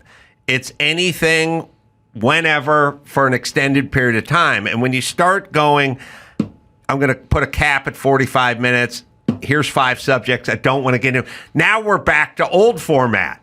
You're literally saying, it's like saying, I have an improv troupe. Give us some suggestions. I go, a place, a location, a job. And then I'll go, okay, now give us a couple of weeks to write these jokes. It's like, well, that's not the format. That's not, the whole thing is we want to see you guys do it in real time. So the second you offer up one, you know, this is out of bounds to ask this question, you've shit on the format and the reason for doing it. Right. And I think the president is so great off the cuff. And so I didn't like to over prep him. I didn't, you know, I give him a quick bio rundown on who it was interviewing him if he wasn't already familiar. But I wasn't, you know, saying these are the topics that they're really passionate about or whatever. Trump would just go out there and spitball and have a conversation. And, you know, we got the best Trump out of that. Like when you over prepare somebody, you know, sometimes their answers become scripted or whatever. Like, we got the best moments from Trump just with him freestyling. He's a rare talent, and that's why he's where he's at. So with these politicians now calling me, Alex, you did such a great job getting President Trump on these podcast circuit. How can I go do this? And like, I want to go. And I'm sorry, but they don't really want to talk to you. You're not that interesting to talk to. But that's probably not good for my business. But well, they must all be. They've all seen it, and they almost get enamored with things. Like it's like a fashion or style. They go, okay, everyone's doing it. Now we got to do it. Now we got to go do this. And so your phone must be ringing off the hook with people wanting to go, we got to emulate this. It's probably a good idea. We've probably gone too far with it. We're deciding this is the way you got to win an election. You got to go on Joe Rogan's podcast or something. But what you have to be is authentic, and then you can go on any podcast or even no podcast. You can just talk and be authentic. Kamala Harris is probably the end of the inauthentic candidate. She may be the end of that. And Biden, we didn't know was inauthentic because we didn't really know what he was going to do. We just thought he'd be sort of middle of the road guy, and they sort of kept him in the basement. And then we found out he's not middle of the road guy, but he may be middle of the road guy. He may not know. Yeah, he doesn't know who he is or what he's doing. The auto pen is who we really need to decide. Is that are they middle of the road or are they far left? The auto pen. The auto pen leans pretty hard to the left, according to some of those Green New Deals and other things they've signed. So this will be the new world order, and then I imagine several 3 years from now, J.D. Vance is going to be going on the podcast and making the rounds. And I imagine the AOCs or whoever there's being offered up on the other side is also going to have to offer themselves up to the podcast. Right. I mean, we had a luxury of having JD, and they had they were stuck with Tim Walz. And so like they both did, Tim Walz and JD were both doing something similar. If you remember, Tim Walz played a game of Madden against Alexandria Ocasio-Cortez on a Twitch live stream. And they did it on an NFL Sunday when people were watching real football and they didn't want to watch Tampon Tim and AOC talk about socialist policies. And Tim, it backfired on him because he said he ran a pick six. And so football fans are like, wait a second, what? Tampon Tim claims to be a football coach and he doesn't know the terminology for throwing a pick six, right? Right. So he said that, but then JD did a great job. He went on Tim Dillon's show. He did great on Tim Dillon's show. He went on Rogan. He was on Sean Ryan. So he was able to use those podcasts to push back against the JD Vance's weird claims that came out of the gate. So they picked some strange angles, which is Tim Walz seems weird and radical and strange and agitated and a non-linear thinker and grandiose. Because I was showing his clip the other day when he was like yelling about Elon Musk. He's like, hey, if I was a rich man in the world, I'll be out in the street just handing out money, just helping people out. Like that's his 9-year-old version of how business works. Yeah. It's not creating jobs and futures, but handing out like a big salad bowl with money in it, handing handfuls of money to poor people to help them buy drugs. I mean, he's a fucking idiot. Now, how they arrived on him is weird because you can have your pick of the litter and just about anyone you want, and you picked the fucking weirdo from Minnesota, and then you launched this thing about J.D. Vance being weird, and J.D. Vance appears to be the most normal person on the planet. And then the best part about this, though, is that they did, like analysis, they did polls, and they were recognizing that they were struggling with white men in America because they didn't have a masculine face in their party. And the experts in their party genuinely believed that Tim Walz was that masculine voice that could help win those voters. This wasn't and the Washington Post, I remember they came out with this piece. It was one of the most incredible pieces. It was headlined, "Conservatives are terrified of Tim Walz's masculinity." Right. And so we were thrilled when they chose Tim. And every day he was just able to give us some great material. His gesticulations when he went on stage were always so flamboyant and feminine. The way he spoke, the way he looked, like he was just great. Speaking of meme material, he was so memeable in a negative way, where all JD gave us meme moments too, but in very positive ways. And so Tim Walz was the gift that kept on giving, and I'm so grateful that he's not going away and just living in an igloo in northern Minnesota for the rest of his life. He's got jowls, sort of. He looks like a football coach, so I think they saw pictures. They're like, that's our guy. Well, so he claimed to be the defensive coordinator. But he was like, he wasn't able to be because he had a DUI. He wasn't able to coach in the state of Minnesota, like as a legal coach. So he was like an assistant coach to the, so his coaching credentials are something that we questioned greatly because we think that's a big lie. Was he coach about the time Kamala was working at the McDonald's? Or is it a different timeline? No, I think it's about the same time. They're about the same age. And that was another thing for me. It was like, they're like, Kamala Harris is a young voice and a young, like, she's 60. And I'm like, 60 is still young. They say 60 is the new, but they acted like Kamala was like a 35-year-old, fresh face. But, she's only 15 years younger than Trump. I hear people telling sort of drinking stories with her all the time. And I'm like, no, I think she's just dumb when she's talking. I don't think she's drunk. And they go, she's a drinker. And I'm like, well, she may have a few drinks tonight to take the edge off of saying dumb shit all day. I need a pop to take the edge off of saying dumb shit all day, and she really needs one. From stringing together the word salad all day, you work up thirst, But I don't know, was she ever drunk at any of those things? Does anyone ever know? I don't know. I've never interacted with her. Unfortunately, I've never had the luxury of meeting her. But that was certainly fun. I tried to rise above. I don't like to get in the weeds on Kamala Harris being a drunk rumor. So I think I let everybody else do that. So I imagine you're much sought after now, and I imagine they're sort of looking at JD Vance probably for the next. And people are. I mean, you give me your head on this. People are like, is Trump going to force his way into a third term?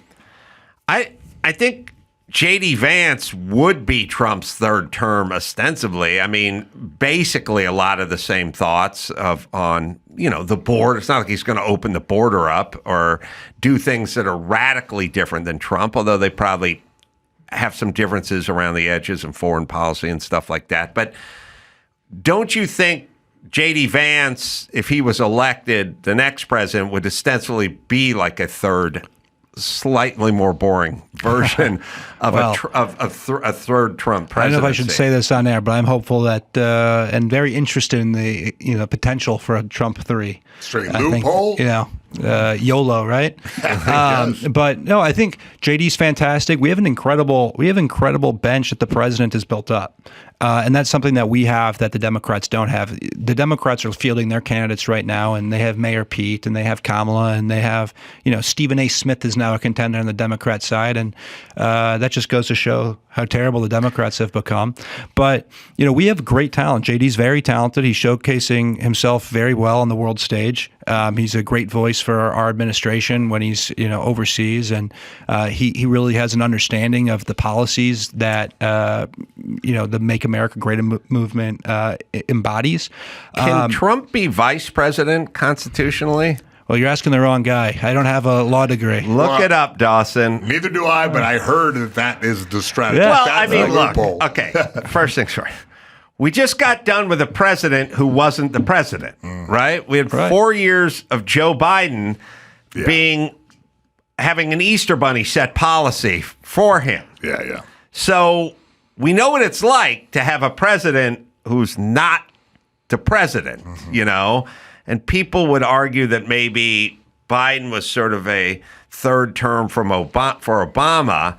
And I think it's safe to say, Joe Biden's wife probably had more to do with policy than he did in let's just say the last 2 years of his presidency, right? So there's outside forces. The president is never on an island. They have advisors and generals and cabinet members and secretaries that are all saying, no, we should do this, we should do that.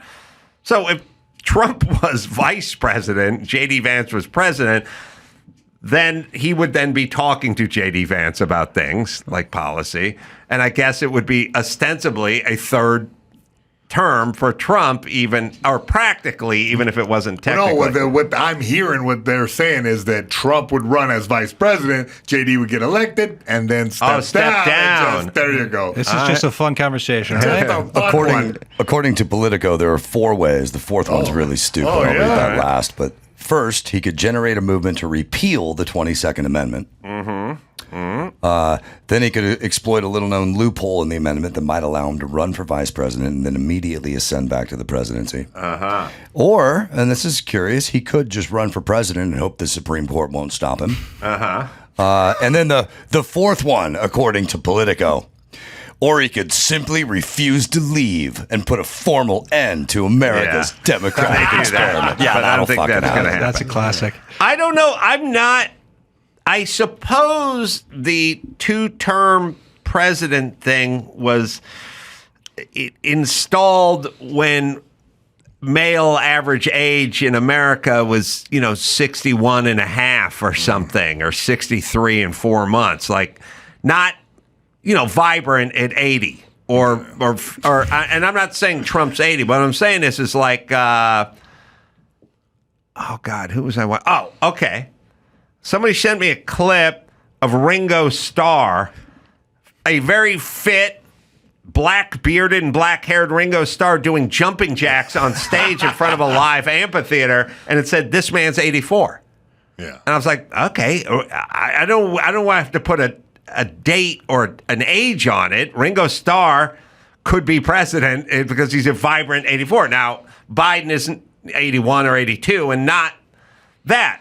So I don't know if I have a fundamental problem with a third term if everyone's living 20 years longer than they used to be or used to live. You know, maybe that argument will be used one day. I want credit for it. Yeah. And if America sees fit, like I didn't like Obama. He did 2 terms, and I wouldn't have liked him to do a third term, but I would have said, well, that's what America voted for, a third term from this guy.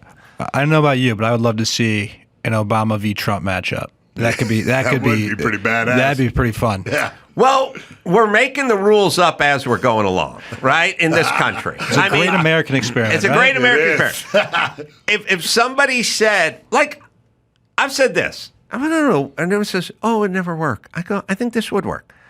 There's a lot of guys in L.A., or California, I should say. And I know some of these guys. And they got divorced. And they're paying their ex tens of thousands of dollars every month, right? And the scam is like $100,000 a month, cash. No taxes being taken out. Okay.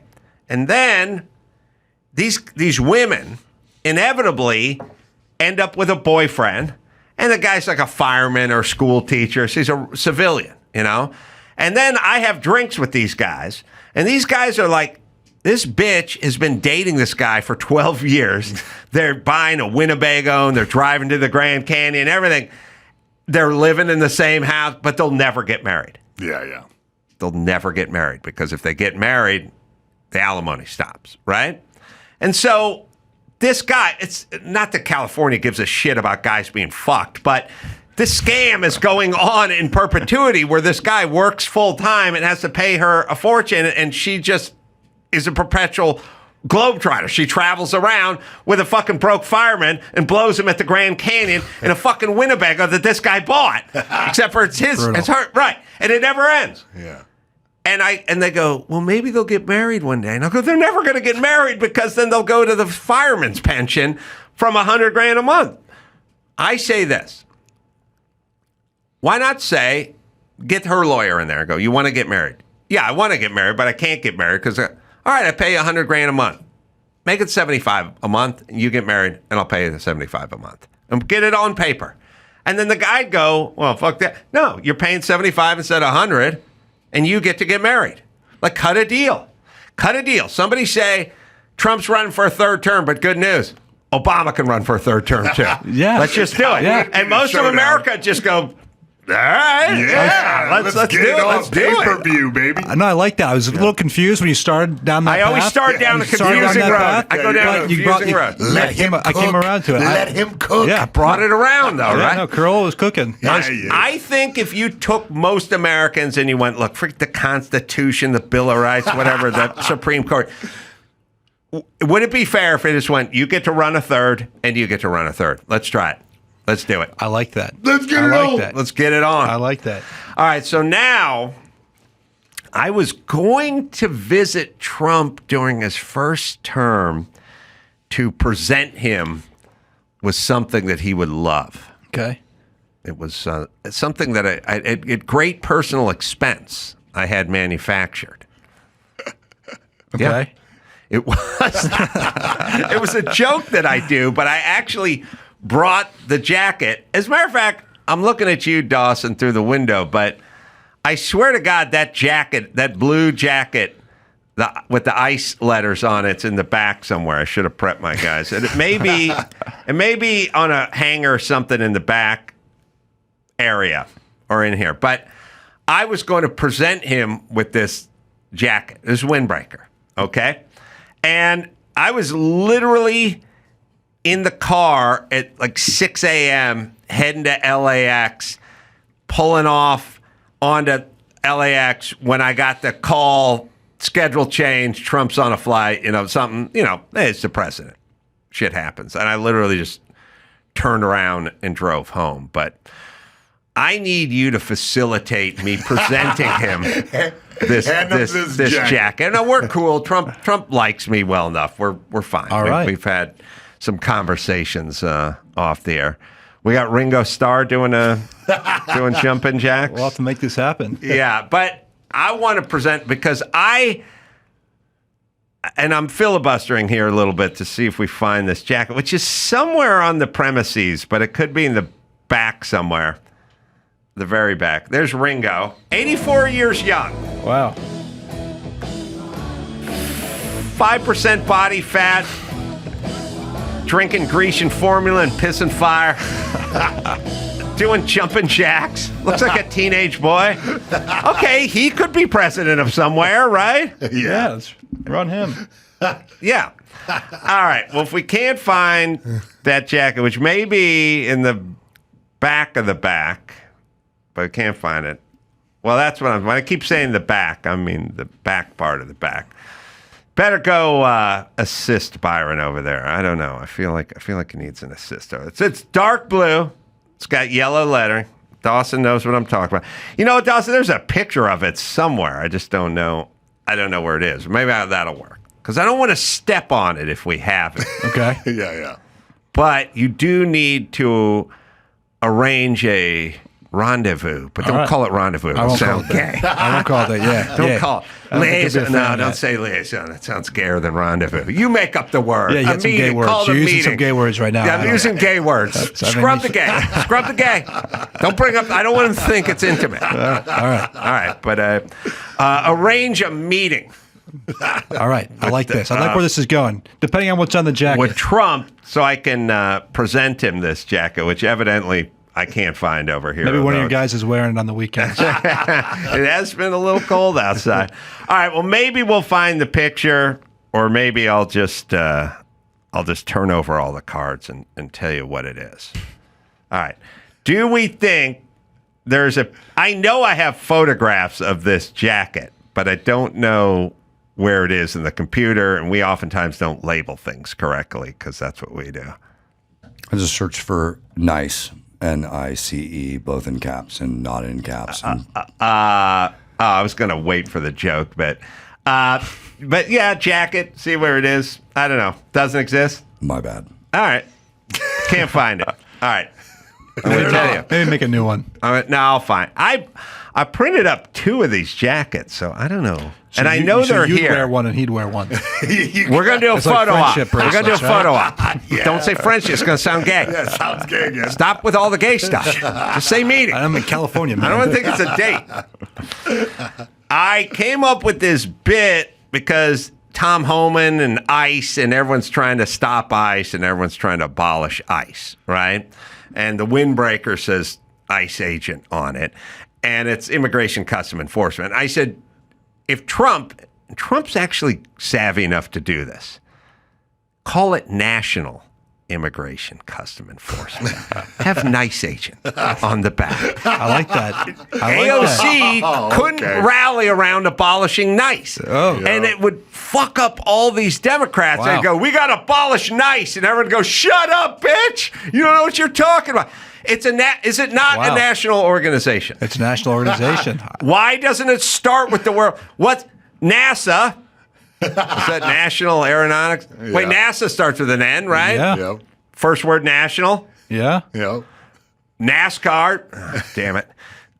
All start it with an N. It's national. I like the word this is National Immigration Customs Enforcement. Nice. Well, here's the idea. If Tom Homan ever wants to step away, will you just take over? I'll step on. I'll step up. Yeah. And you can rename it. I will rename it NICE. Well, we're in the renaming mood. Yes, I know. Gulf You got of the America. Gulf of America. Yeah. Mount McKinley's back. Use some Fort nice Bragg. use nice agents to protect the Gulf of America. It would work, and they could never mount an attack against it because they'd have to go, we need to abolish ICE or NICE, and they'd have people out there with signs yelling down with NICE or abolish NICE or no more NICE. It wouldn't work. They couldn't do it. Yeah. It would make it bulletproof. They could do whatever they wanted. I think that's great. We're going to run some polls on that. And a great recruitment tool. I agree. You get an agent that says nice agent. Yes. And then you do what you want. Well, I mean, a lot of high schools in America have nice clubs. Oh, they do. Or kindness clubs. They do. It's not really the type of people we want being recruited. You want them too friendly. Right. Yeah, you want a little rough and tumble. Yeah. We want more of this guy, less that. Yeah, you want guys that don't take gruff. He doesn't take gruff. Do you take gruff? Don't take no gruff. When's the last time you took gruff? Never. Be honest. I smelled some gruff on you when you came I was in. 13. You smell of gruff. He doesn't take gruff. He gives gruff. Wow. Yeah. Wow. Yeah. You're a gruff giver. Yeah, that sounds gay too. So don't say that. Just say a meeting. Not a gruff giving, not a liaison. Just a meeting. We're not sharing gruff. All right. So Alex, you need to facilitate this, and then I'm gonna present Trump with this jacket that I will find 5 minutes after we sign off. All right, let's make it happen tonight, somewhere in the back. Let's make it happen. All right. You're gonna do that? Yes, sir. Who else you working with? Are you working with anybody else that we may know? Well, I'm working with Byron Donalds in the great state of Florida. He's going to be the next governor down there, and talking about who the president builds up along the way. A lot of politicians, they don't like platforming future successors in a way, or other talent. And I look at a lot of global leaders who had great moments in the past, and then they kind of died because nobody else came up along with them. The president has been really great about identifying talented politicians that believe in his movement and making sure that they have a platform and they have a voice. Elise Stefanik is a great example of this. She's really become something, underneath the MAGA movement. Byron Donalds is one of the biggest stars, I believe. Nobody pisses the left off like a black dude who's conservative. Right. They go nuts. Right. They hate it. Right. He's also much different than a lot of the traditional black conservatives, if you will. And so he has the ability to go into the breakfast clubs of the world and have conversations and really just score points for our team. Yeah. And he's very talented, and he really enrages the left. And I think that he's going to be a great governor, and I think he's got tremendous upward mobility. Well, give us a peek behind the curtain. Like, what's the strategy? Like, what's the brass tacks of it? I mean, you mentioned the Breakfast Club, but what else? Because you have a different candidate than Trump. Well, our coalition's very unique. The Trump movement's very unique. We win. It's very untraditional. We won millions. We won Dearborn, Michigan, with Muslim voters in Dearborn, Michigan, and we did better with Jewish voters in New York than we've ever done before. So, our coalition's very unique, and we need a specific type of messenger to be able to pull all of the Trump voters. And you also need somebody that can energize the base to want to get out to vote. We just watched in Wisconsin where there was kind of a dud of a candidate running for Supreme Court. He didn't really make a compelling case. Yes, he was endorsed by Trump later, but he didn't really some of these candidates just want the Trump endorsement, and then they don't think they have to do anything. Byron's actually talented talented, he can go out and make the case for himself in a very unique way. And so we look for really gifted communicators. We're lucky in the MAGA movement. We have a lot of these gifted communicators. I think Vivek Ramaswamy, running for the next governor of Ohio, very is also articulate. very gifted. For sure. But, Republicans before Trump and before the Trump movement, they weren't really great communicators. And they weren't people that could go win new voters. And they weren't charismatic. Right. The Democrats were cool. And the Republicans were uptight and your dad's friend and stuffy. And even if their policies were better, we still want to hang out with the cool kids rather than the uptight kids, Right. And that's kind of who they were. And, I was thinking about it because Mayhem comes from the world of MMA. From this day moving forward, I think there's going to be no more pro wrestling where things are scripted and it's a theater. You're going to have to be MMA. You have to be real deal. I was just out. Triple H hooked me up. I was just out in London, and he gave me front row seats at the O2 fight for WWE Raw. And I don't want to. Pro wrestling, WrestleMania was just. He's using metaphor though. He's saying that. Okay. No, real that's now. fair. Listen. What they do pro is wrestling's not real. What they do is incredible. But we know the outcome in advance. What I'm saying is MMA is you go do Rogan for 3 hours. Yeah. That's MMA. You can't fake that. Right. You can't fake it. You can't script it. You can't work it out in advance. And when you get in the octagon, it's whatever it is. But may the best man win. But no more sort of fake whatever. Oh, I guess we found the. Oh, this is great. Where'd we find it? In a box somewhere. Oh, in a box. Oh, this All is right. great. You can flip.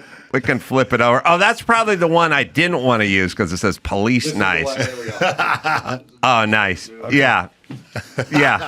I think that one I rejected because Mike made it and said police nice on it. But and then I said why. But that's a great. No, I get what your point about the about MMA, and you have to have candidates that can go into these formats and hold their own and instinctually get it and don't go off in notes. And Donald Trump Jr. I've gone to dozens and dozens of speeches with Don Jr. He gets up on stage. He can speak for 50 minutes. He never looks at notes. He never prepares in advance. Like, he just gets it. He gets the issues. He follows what's happening throughout. And that's another thing is instincts are also important. And a lot of these politicians have no instincts, and they have to wait for everything to be poll tested and everything. And Trump kind of broke that mold. He's like, this is my instant thought on it, and I want to get it out there. I don't care what the polling says. And a great example of this is immigration. And I was having this conversation with Jared Kushner before. When the president first announced he was running in 2015, he brought in pollsters, and they said, sir, immigration is like the number 25 issue for the voters. They don't really care about immigration. And then Trump's like, oh, got it. Thank you for the information. He goes down the escalator and he goes, Mexico's not sending their best. They're sending rapists. They're sending drug dealers. Right. And he made his whole campaign about immigration. And he took the number 25 issue for Republican voters and he made it the number one issue in just 8 years, just off of instinct. And so some of these politicians, they just don't have it. They don't have the ability. They don't have the instinct. They don't have the likability. And so they're kind of stuck where they're at. But then you have people like a Byron or a Vivek or a Stefanik that have upward mobility because they have a complete skill set. And they've really have had front row seats to the president. They've had, they've learned a lot from him and his techniques. But then, they're also just instinctually and inherently talented. Yeah. And there's going to be no more.